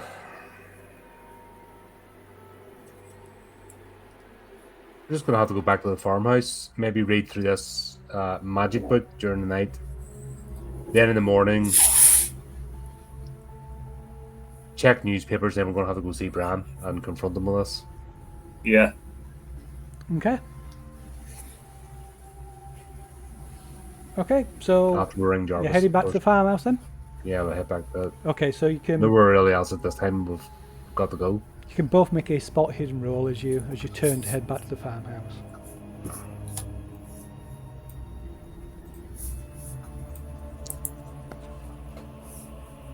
Oh my god! Nice. Okay, Gerald. Charles, I'm obviously you preoccupied. pause briefly. Something catches your attention. Charles maybe walks ahead, carries on walking, not notice anything. And you're not sure if you heard something or saw something, but as you look towards the river, you can see like a well-worn trail and cutting through a little narrow trail cutting through the undergrowth on the riverbank, heading down the steep bank towards the river, and you can clearly see a trail fresh boot prints.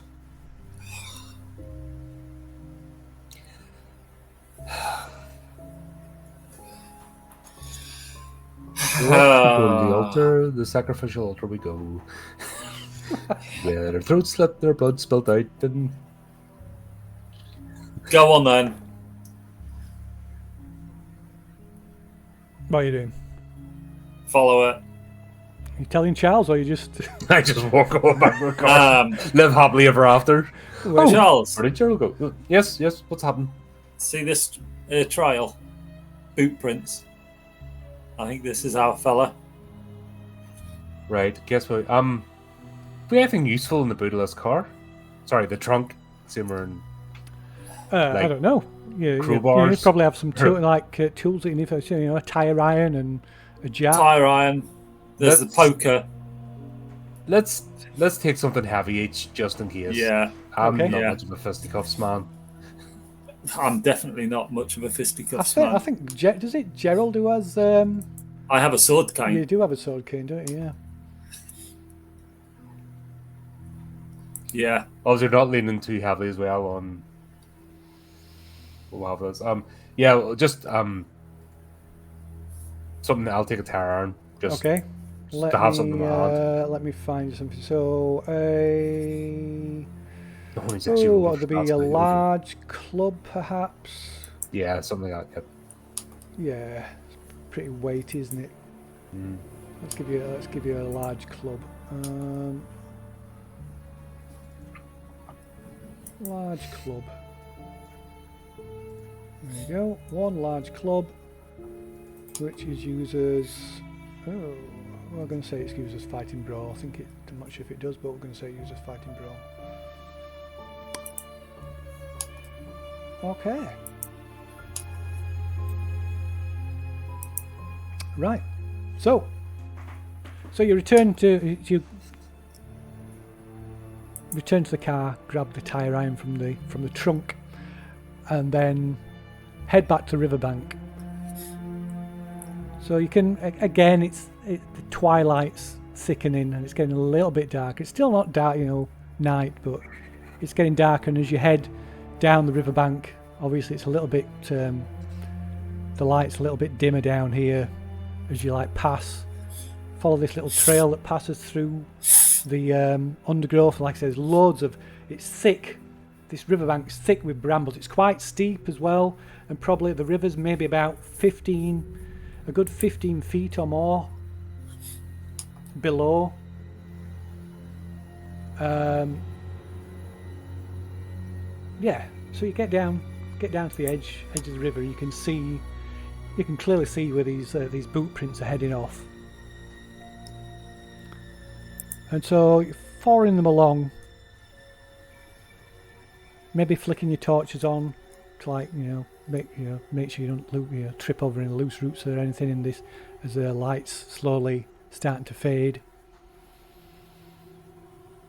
And you get to a point on the riverbank where it looks like something had been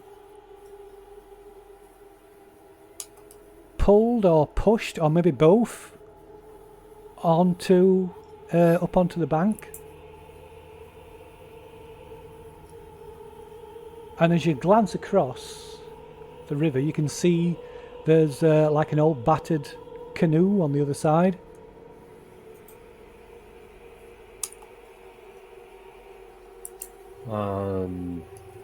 Canadian style ticket, not rather than kayak. Sorry? Canadian canoe rather than like kayak. Yeah. Like two-person, right? And then a noise behind you. It's catches your attention, and you spin round just in time to see what looks like a fox or something in the depths of the like undergrowth and the brambles. But as you like spin around with your torch, you see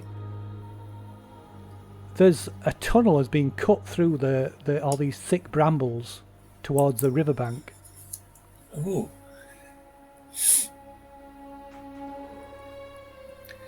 Obviously something going on here. How big's this tunnel? So big enough for somebody to go down it? Yeah. Or is it an animal? No. It's like somebody. Yeah, it's big enough. You'd have to maybe have to crouch slightly, but yeah, something you can see. It's been cut by tools. I mean, there's fresh. You can see it's been like with clippers or something like that. And you can see there's some fresh growth where it's been cut. So it's been so this was done a while ago, but. Oh. Into the underground cavern then? That's not going to Yeah. go badly. It'll be fine. Yeah, of course. I feel my curiosity is going to be the death of me. Did it say anything about that? Well, there is, I'm sure. Yeah, but Luckily, you're not cats. Yeah. no, it's Yeah. we're Call of Cthulhu investigators. So Let's go in. yeah, Bollocks to it. Okay. So, like I say, you have to duck slightly, so so as not to scratch yourself on the brambles that form the walls of this tunnel that's been cut through. And yeah, it doesn't go.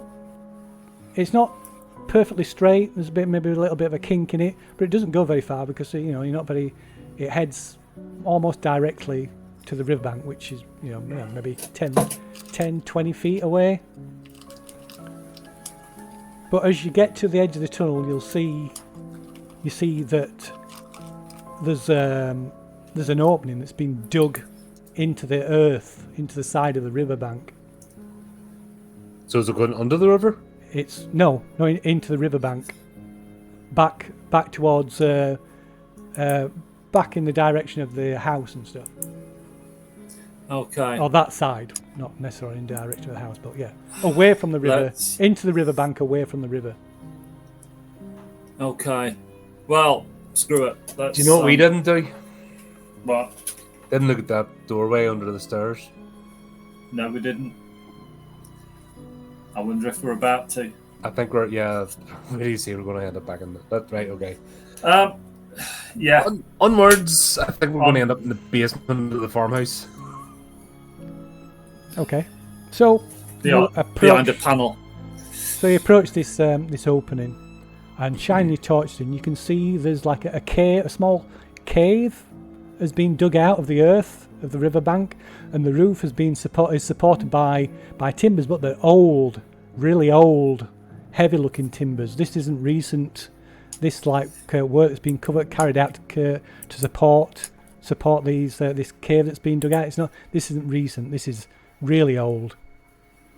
Although there is evidence of recent repairs to the timbers, and there are numerous shoe prints tracking back and forth into this tunnel, into this cave, and into a tunnel at the back of the cave.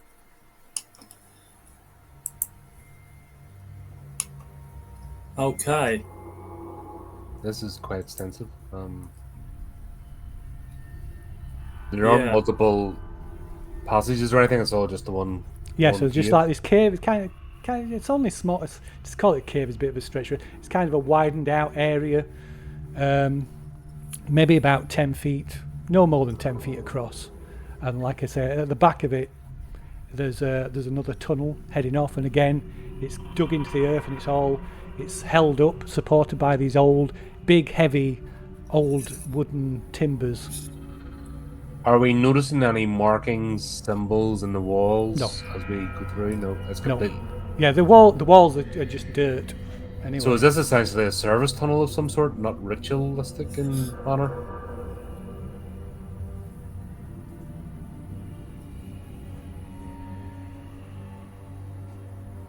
Is that the impression we're getting? Well, that's I'll let you draw any conclusion. But this is like I said, it doesn't look.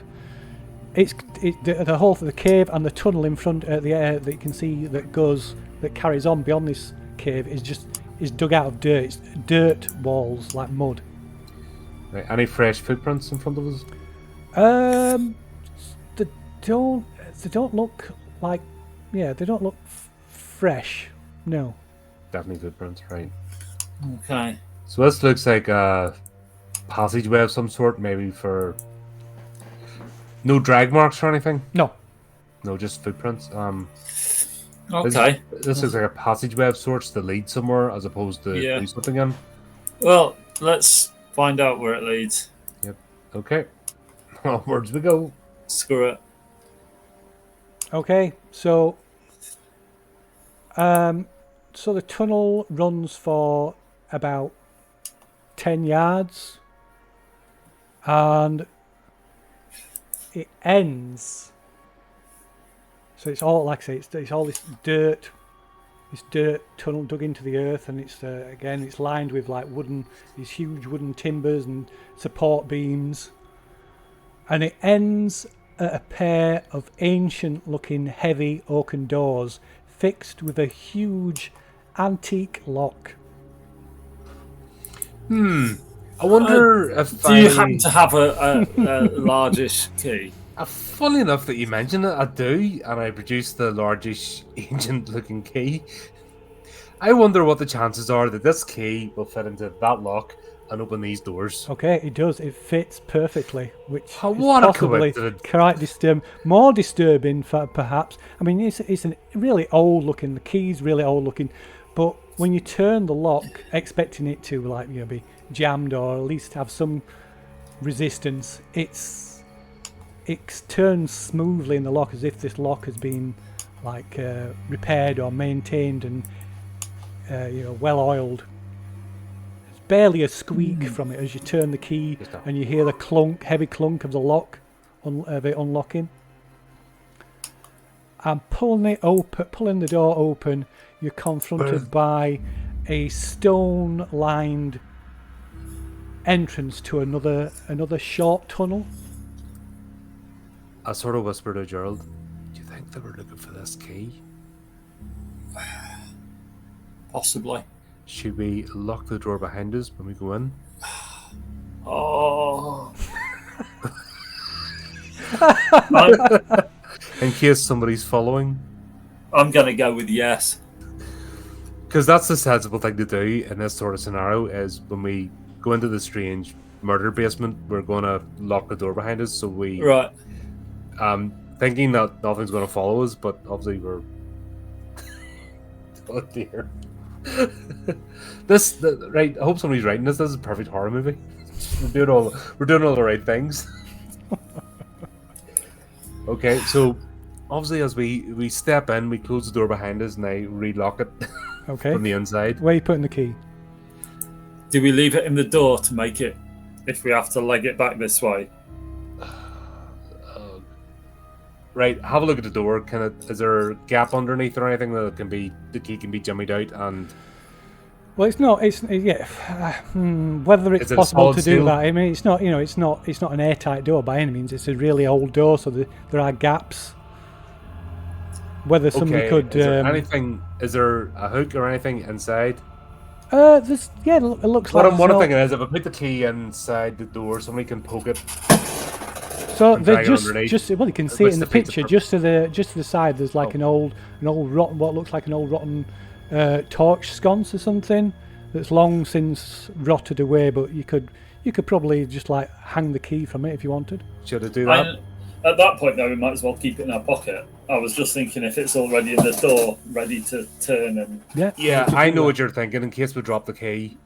But also, I don't want to leave it in the door because it defeats the purpose of locking it. Oh, in that case, you might as well just put it in your pocket. Okay, right. Okay. In the jacket pocket of clothes. I just point to Gerald and go... Yeah, it's good 10 inches long, this key. Yeah, so it's just in my inside jacket breast pocket where I had, or inside pocket where I had it. Just that in the middle, that's where I've kept it. In case. So obviously it's pitch black in here. The only light you've got is from your torches. Yeah. Further up and further in. Okay. Let's go. So beyond this doorway, there's just a short passageway. It's no more than about 5 feet long, and this passageway, it opens into a circular stone room. And as you cast your beams of your torches around, piercing through this pitch black chamber, you can hear the sound of dripping water, and you can see it must be a good 80 feet in diameter. Wow. And you can make out there's on the far side, probably almost opposite where you've entered, you can see there's another set of doors. And on the floor, set into the floor, are 10 round iron grates, each about 3 feet across. And you can both make a listen roll. Are we going to hear chanting? I'm not. Neither am I. It's fine. It's okay. It's nothing. It's all good. Carry on. He's smiling again. Yeah, he's smiling again. What's through these grates? Do you want to go and have a look? Yeah. So there's like 10. There's 10 of them. They're all equally spaced about the room, each about 3 feet across. So as you approach them, you can see there's like looks like there's a hatch in the centre of each one.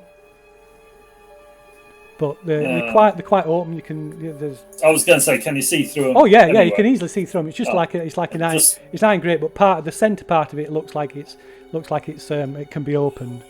But yeah, the bars maybe about the bars of the grate are at least about an inch thick.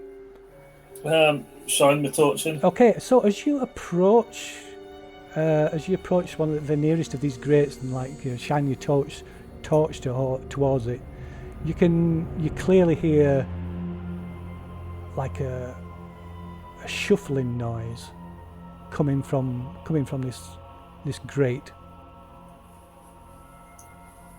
Can I see anything? You can't see anything at first.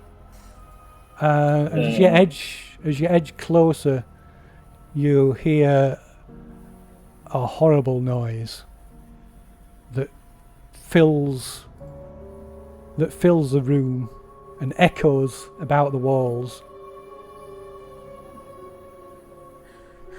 Hopefully you've got your volumes turned on. Oh. Sounds like foxes. Don't think that's foxes. Oh, that's not good.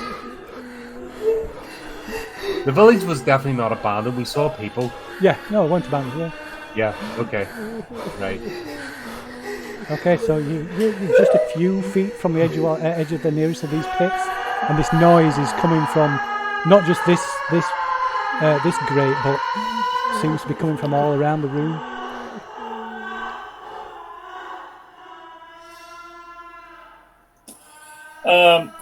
Okay.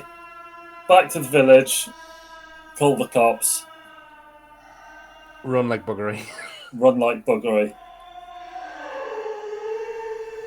Okay, and sorry, I do apologise because this cacophony of noise, horrible noise that's like almost like fills the room. You will require a sanity roll.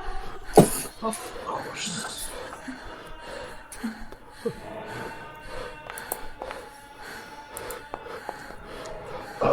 As always, nerves of steel. Okay, so Gerald, you lose 1d3 sanity. Child, you lose nothing. I have obviously been to asylums. No, d3. Yeah, so this is it puts you in mind that, but this is worse than any. So that's 2 points sanity. So yeah, involuntary reaction. So yeah, so in your fright, how close are you to this pit by now? Quite close because I was trying to shine my torch down it. So are you maybe you've got to the edge of the pit and you lose the edge of the pit is it's really old and the floor, the edges crumbled a bit and it's a bit unstable, and your foot slips, and you go to try and stop yourself, and just like grab yourself and stop yourself from falling onto the grate itself. But as you do, you shine your torch directly into the pit, and you can see what's there at the bottom. This thing that looks like it might have been human once. It's this marvellous. melted, mangled mangled amalgamation of like limbs and body parts. Oh, he's been doing some sort of experiments, hasn't he? And as it sees you, it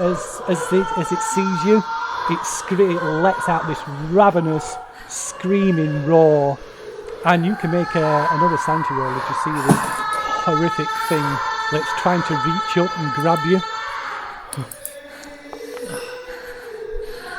That's fine. Okay, so you still lose 1 point of sanity. And as you sort of like jump back, you catch your torch falls into the pit.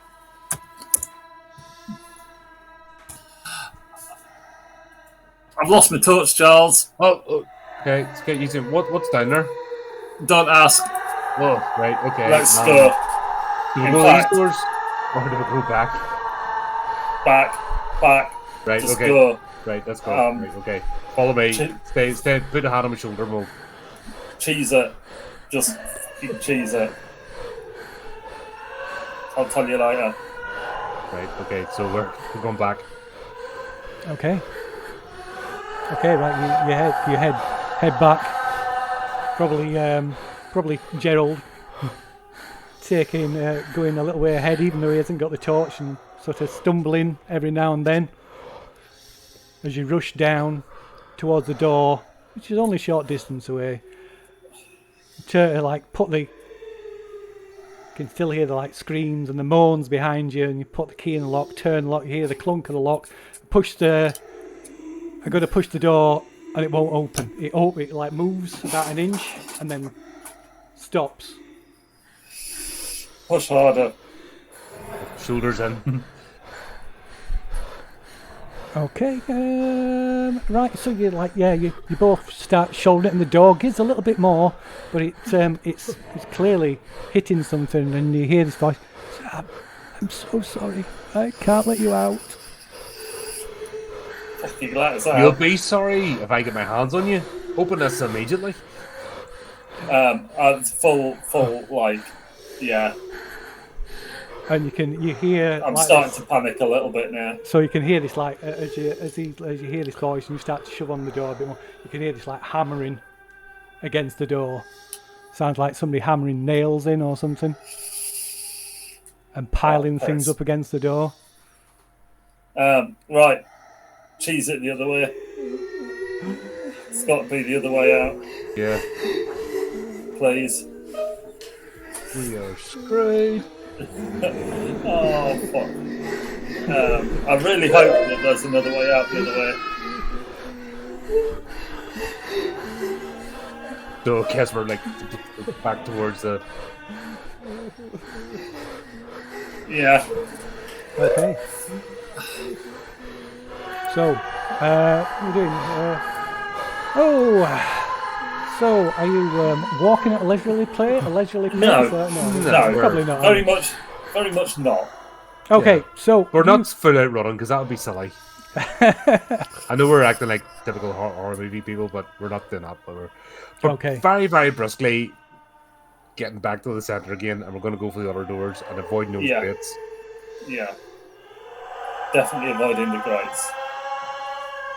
Okay, so you can easily avoid the grates. So you can like follow the edge of the room, but as you every time you pass, you come near to one of the grates. As you circumnavigate the room, the screams and the cries from that grate like intensifies, and you can hear like you can hear scrabbling against the walls. And on one occasion you see what looks like an arm, but strangely elongated and distorted, like clawing out through the gaps in the grill. Yeah, I don't like that. Door. Door. Door. Very door. Yeah. So yeah, you get to the door at the other side. So again, it's identical to the door that you came through with another lock.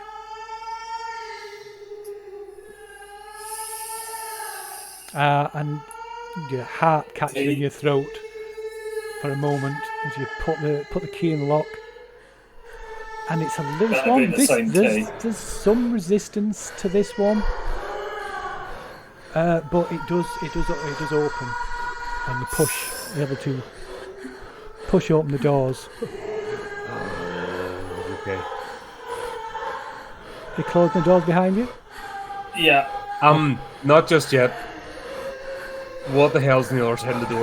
'Cause if this is like stairways into that pit underneath, then obviously no. Okay. So, Stairs up. beyond this door is a small square chamber, like the circular chamber that you've just come out of, that you were just in. This one's lined with stone, and again with like big ancient wooden supports on the ceiling. This room there's an old table, a set of shelves attached to one wall, filled with sealed opaque jars. And is there some stairs up? well, there's an ornate chair with red velvet upholstery, and you do catch sight of another door on the other side in the corner of the room, but your attention is drawn to something in the chair that's held there by stout leather straps that are fastened so tightly that they dig into the flesh of the wrists and arms.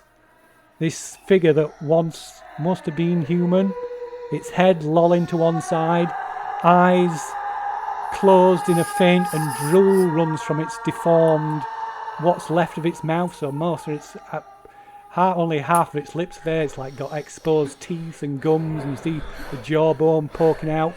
One of its arms is like welded to its chest, and one leg's fastened, like again, it's tied to the leg of the chair, where the other one is just shriveled to almost barely resembles like a leg, and the foot is sort of not broken, but for an odd angle and the wrong size, almost looks like a child's foot. Right. And at witnessing this horrible thing that is clearly alive, you can see it breathing. You just make a sanity roll.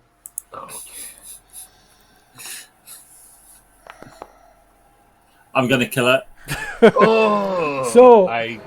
Gerald, God. you lose 2 points of sanity. That's my 5, by the way. Oh wow. Okay. So that's temporary insanity. Then that's about a madness going to be triggered. So you let out a scream as well at the sight of this, particularly since you've hit your daily limit. Charles, you lose 2d8 points of sanity. Oh, sorry, I thought it was 2.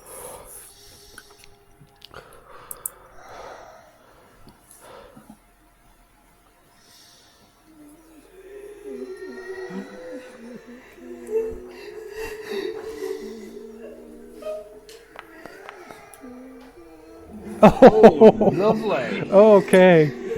So yeah, you both like scream and gibber at this thing, sort of staggering back against the walls of this room. Yeah, what the hell is that thing? Or that thing from that one? And as you scream, its eyes open, its eyes focus and lock on you, and as it sees you, it lets out a scream of its own.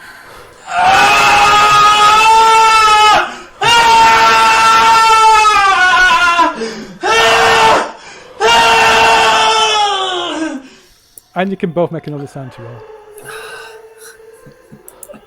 Oh, you dickhead.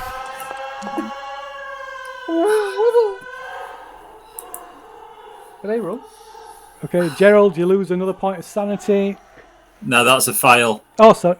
Yeah, no, you lose another. Yeah, sorry. So that's 1d3 then. Sorry. And Charles, you lose 1. And we need to do a. I've got the tables on this. I have back to manage for the time. Cool. No, I haven't. Shit. So, yeah, you both like frozen in place. Your screams are cut off as this thing screams at you, and you're just like both frozen in place. And as it spits drool from its mouth, it goes, "You awful man, Timmons! I curse you, Douglas Timmons!" And then it just like collapses in, it kind of collapses its head, sort of, and like head drops to its chest, and it begins sobbing and continues screaming.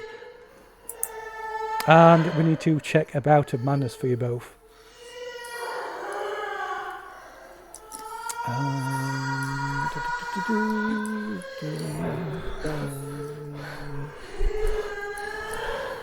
So, if you would both like to roll a d10.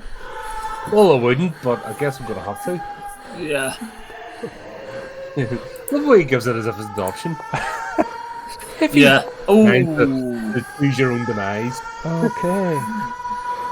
Is 10 going to be good or really bad? So, you need to roll a d100 for Gerald. And Charles, a red mist descends upon you. You feel overcome with like an urge to destroy the source of your fear, and so I run over to the chair and I start slapping anything and everything around you. I run to the chair where the body is. There's no distinction between who and what is around you. Everything needs to be destroyed. Friends, allies, foes, the surroundings, everything needs to feel your wrath. You crazy bastards! What the hell are you doing? Just start. Are there chairs and stuff? So we'll see. We'll give it a random roll. See what you attack. So whether it's going to be Gerald, the guy in the chair, or the general surroundings. Okay, one more roll. So what? I'll roll it for you. So it's going to be a public roll. You'll see it. So 1 to 2 is Gerald. 3 to 4, the guy in the chair. 5 to 6. I know what this is going to be already. It's 6. It's that you attack the furniture and things. Start flipping tables over and what is this madness, you lunatics? And is there tapestries in the wall? No, several stone walls. Like I said, there's a table, there's chairs, this upholstered chair, there's things sat in, there's a bookshelf. Yeah, try that. Freaking madness, lunatics. Okay, so luckily your bout of madness only lasts a round. What were your D100 roll? 63. Let's see. Okay, that's a bit weird. Maybe roll again. That doesn't really make a great deal of sense. I was going to say, feel free to yes. pick one. There's a lot to read through. Yeah. So, 24. 24.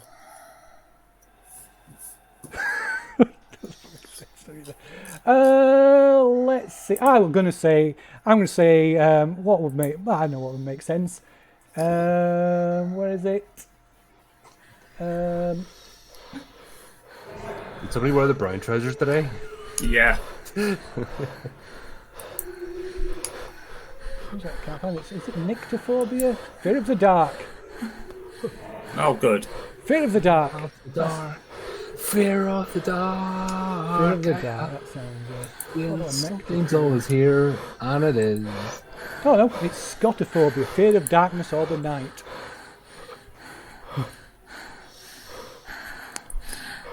So yeah. And you outside the so Charles probably in his rage drops his torch, which goes rolling across the floor, sending the torch beam like spinning around the room. Your only like defense from the like darkness around you. I'm going to chase after the torch.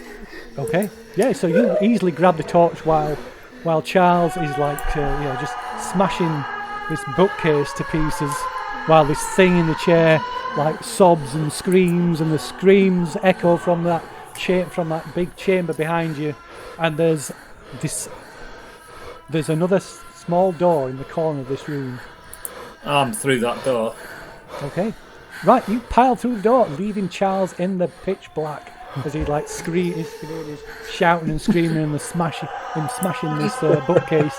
So there's a narrow corridor beyond this door, and like running down this corridor, your torch like, your beam, your torch like waving around as you're running down there, it's cutting through the dark, and you eventually come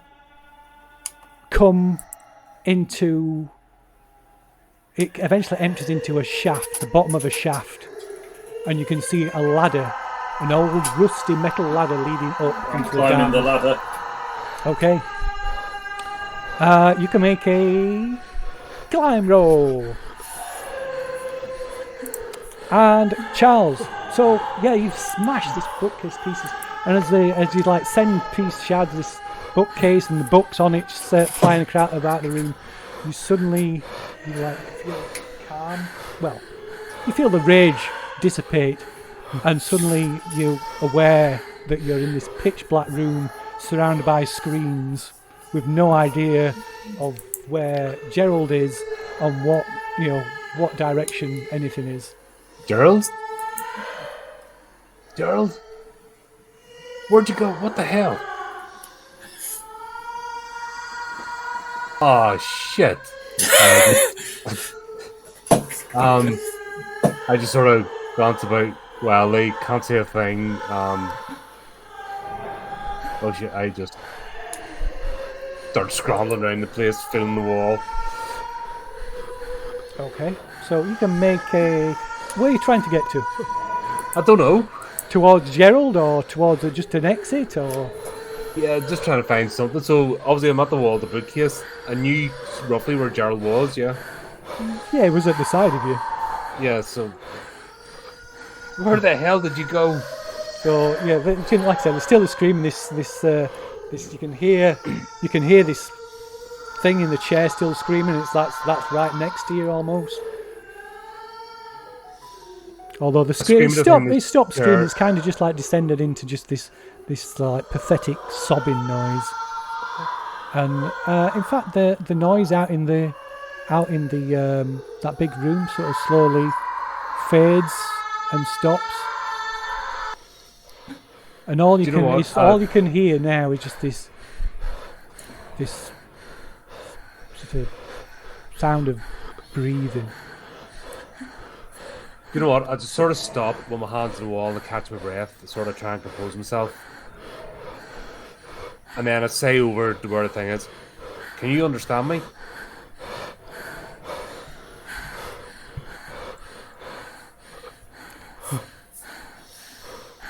And just there's nothing, just this. You can hear this like still like bubbling noise. And I'm pretty sure I heard you speak.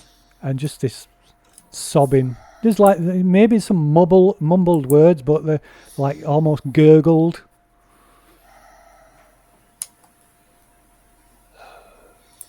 So, Gerald, you clamber up this ladder. The torch in one hand, and this ladder. You can see this ladder is like it's probably as old as these tunnels, and it's rotted. And you get about halfway up, you can see the top. You can see a trapdoor above you. You've maybe climbed about 20 feet, and there's a trapdoor about 10 feet above you. I'm going to try and open it. And suddenly, the ladder comes loose from the wall.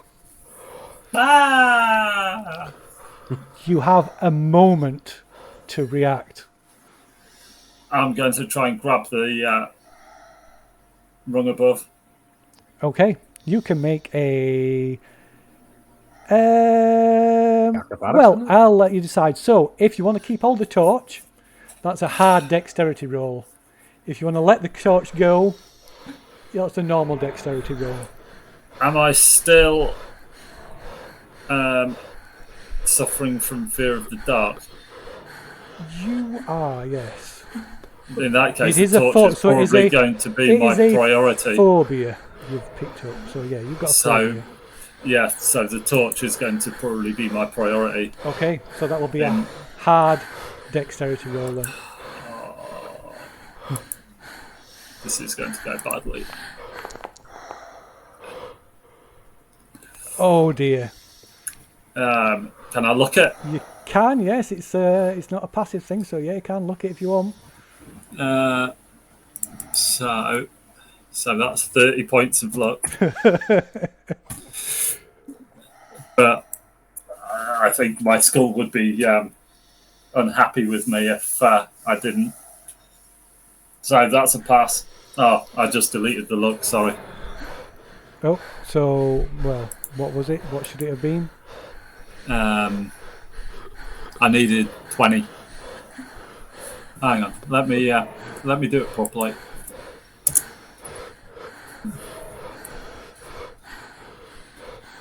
There we go. Oh, yeah, it looks like it done right. So yeah, that was right on mine as well. No, I'd amended it manually, my luck. All right. So I added. The Oh luck back right, on. right. I see what you mean. Yeah. Yeah. Okay, so yeah, you managed to grasp, almost leap and grab the rungs of the top part of the ladder as this part of this bottom section like just pulls out the wall and falls with a clatter below you. So Charles, you suddenly hear a clatter like this metallic clang. Some come from across from one side, from across somewhere away, away from you. I sort of follow the sound that direction. Okay. Are you following it carefully? Are you rushing? Yes. Carefully. No, I'm following carefully. Okay. I've got my breath, kind of centered myself. I'm like, right, I need to. Right. Okay. So you make your way across the room, like feeling, stumbling. Maybe you trip and stumble on the floor, and so you end up crawling, feeling your way around till you eventually you've come to the wall and you find an opening. What must be another doorway. Was it opened? It appears to be open. You can feel a door, like a wooden door, Yep. but the door's open. Okay, so I'll go through it. Okay. That's obviously where my good friend left me. Okay, so you're crawling along in this on this dirty, muddy floor. There's like rubble and rocks on the floor. And you're slowly like feeling out. You like every so often you like bump into the wall. The wall is quite narrow. This wherever you are, and it can't be more than maybe about 5 feet wide. And after a moment, you think you can see. Every so often, you think somewhere ahead of you, a short way ahead of you, it looks like maybe some light. There's like a flicker of light every now and then. So, Gerald, you climb to the top of the ladder, and you're below this trapdoor. This ladder is pretty rotten as well. You can see like some of the rivets holding it into the wall have rotted away, and it doesn't look. It's holding your weight for now. I'm getting that trapdoor open. Okay, one way or another. There's a bolt on it holding it shut on this side, but it takes a little bit of effort, and you almost catch yourself as you almost like sort of fall from the ladder. But you manage to like cling on and pull this bolt across. Okay. Pop the trapdoor. It won't open. Pop it harder. Okay, you can make a strength check. I'm not going to tell you what difficulty you need. Okay. It won't be easy. Oh, good.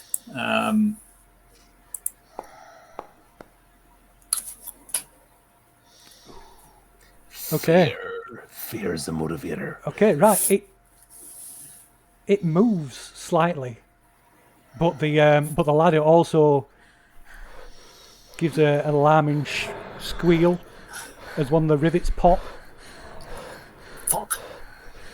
And as it moves slightly, maybe just a crack, maybe not more, no more than an inch, if that. But dirt showers down through the gap.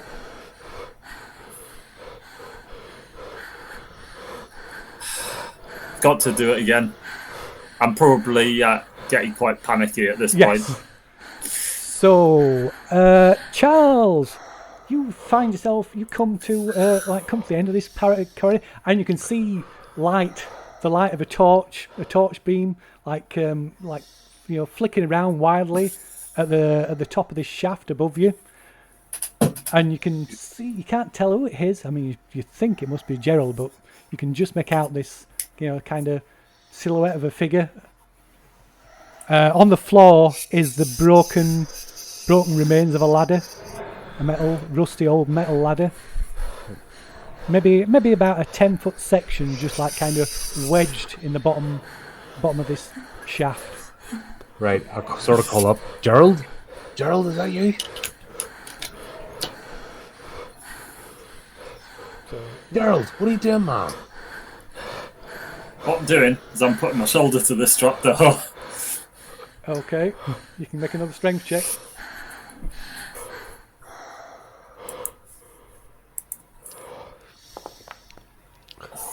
Oh, right. So that Can't look that. Hey, can't look I can't. it. You can push it if you want. If you want to. Yeah, I'm going to have So to if you push push it. it, you'll have to put all your strength behind it. If you fail, then that ladder is definitely gonna give. You're Oh! Do I need roller to? coasters? Can I look that? No, you can't look a push roll. Oh, it's a push one. Okay, Yeah. so again, the trapdoor shifts a little bit more. It's maybe only about 2 inches now, and you can dirt comes pouring in through the gaps. Third time's the charm. Yep.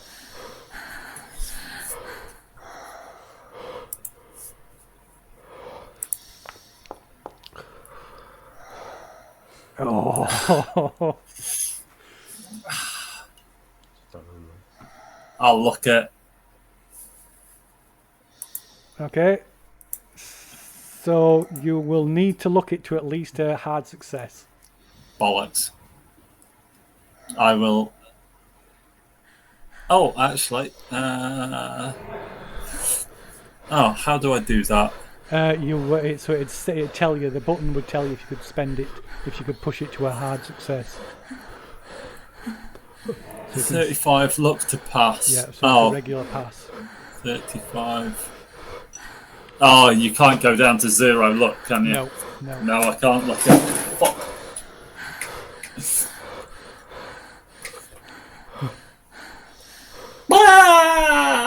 So, Charles, what are you doing? You can... Playing catch? Could be. I look at this ladder. Obviously, that's the thing I heard clattering, so I grab it, try and see if I can wrestle it to put it up against Okay, the... so there's still some of the ladder attached to the wall. It's just this section seems to have come loose. So there's maybe about a 10-15 foot section of the lower, so it wasn't the just a bottom straight half. fall? Sorry? It wasn't just a straight, fall No. off the wall? So it's a straight ladder, but it's like attached in sections. Part of the section, the middle section of the ladders come. Part of the middle That's section. not going to work. So Yeah, I'm you not can doing get you can get about 15 feet up, and then you'd have to climb the wall itself. Yeah, I'm not doing that. That's not going to do. Okay, gives the push then, Gerald.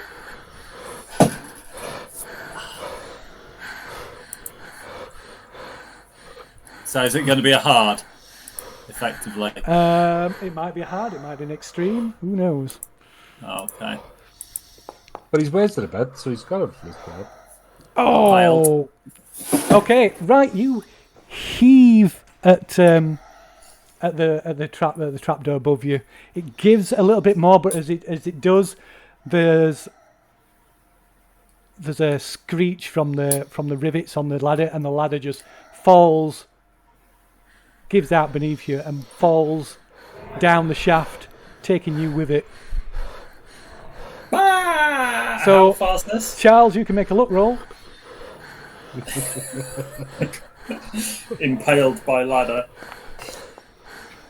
Oh, right. So yeah, Oh, you I'm dive, just like, dive back out of the way as Gerald comes plummeting down the shaft and suddenly stops short from the floor as his body hits the end of the ladder, and there's a sickening cracking noise as his back's broken as he's impaled on the jagged rusted end of the ladder. that'll teach you for running off. You can make another luck roll. Me or him? No, you, Charles. Charles can make another I'll be luck roll. fine. I'll walk it off. Like, Okay, so luckily as the torch hits the floor, it's cracked. It cracks the lens on it, and the torch kind of flickers a little bit, but it's not completely bust. oh, how comforting. I can save it in my final hours. Lovely. Somewhere behind you, you hear the screech of metal being torn and twisted. Okay. I think I may have got lucky there. So, torch in one hand, Taran in the other. Let's go back and see our friend the jar. Okay. Okay, so you head back down this corridor. Like the torch keeps flickering and fading in and out. Every so often, This is going to be a cinematic ending, isn't it? every so Yeah, often yeah. it plunges you into like complete Of course, it's going to. That's- black darkness. But this small narrow corridor, it's only short, maybe about 30 feet long, and you get to you get to the room. There's the figure tied to the chair. He's still sort of like, it seems to have passed out or fallen asleep. You can see him. You can see he's still breathing as the light from the torch picks him out.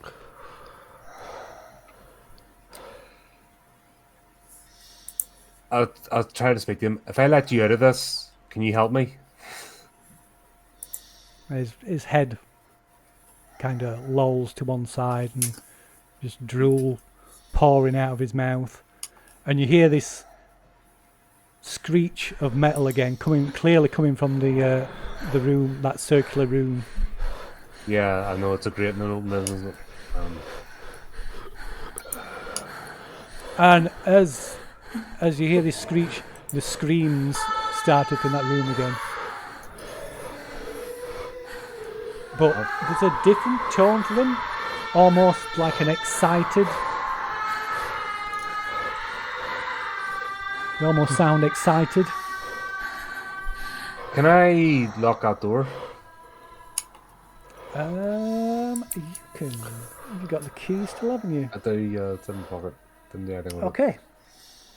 Let's have you. Let's see. You can make a. I think it's going to be in a bit of a panic. So you can make a hard dexterity roll, I think. Okay then, that's gonna be fun. Oh, that's a fumble. Right, That's a Drop fumble. the key. You can't look a fumble. I don't have enough luck anyways. Oh, right. So you're like fumbling with the key. You get like fumbling with this, with the trying to get the key in the lock and keeps like missing. And you drop the key, and as you bend down to pick it, suddenly something hits the door, the double doors in front of you, and smashing into you. It's like just smashing into you, and you, with that like impact, knocks you back off your feet and skidding across the room. The torch goes flying out your hand, rolling across the floor, and the like beam spinning round the room. And you take 3 points of damage as like I say, as this heavy door just slams into you. Oh, you just And you can hear something, breathing, something slathering and breathing You can't see it because the torch is pointing up into the corner of the room. But you can feel this. You can sense this thing in front of you, and you feel it when it launches forward and lands on you and starts tearing it into you with its bony, clawed remains of its hands, ripping into your flesh.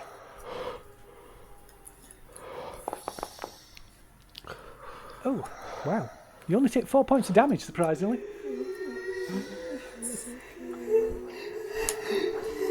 So there's things on top of you, tearing into you. I just start punching. Did I drop the tower arm? Yeah, so yeah, you can... Yeah, major wound. Oh, it's a major wound. What have to do? Okay, so you have to make a constitution check, yeah, so if you pass out. Ooh, so you managed to remain conscious. Yeah, so I just start punching him, bashing him, just desperation. I'm trying to rationalise it. Okay, so you can make an attack, yeah, fighting brawl attack with your club, your tire iron.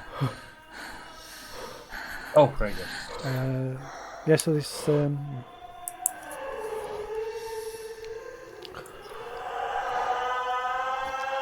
That work? So in chat there's a button now. There's a card, a weapon card in the chat. So you click on the fighting brawl button.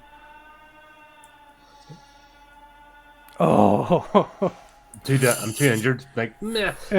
So yeah, you sort of weakly, vainly try and beat off this thing that grabs hold of your ankles and starts dragging you across the floor back into this room. And you've got one last chance before it drags you into this pit. Right.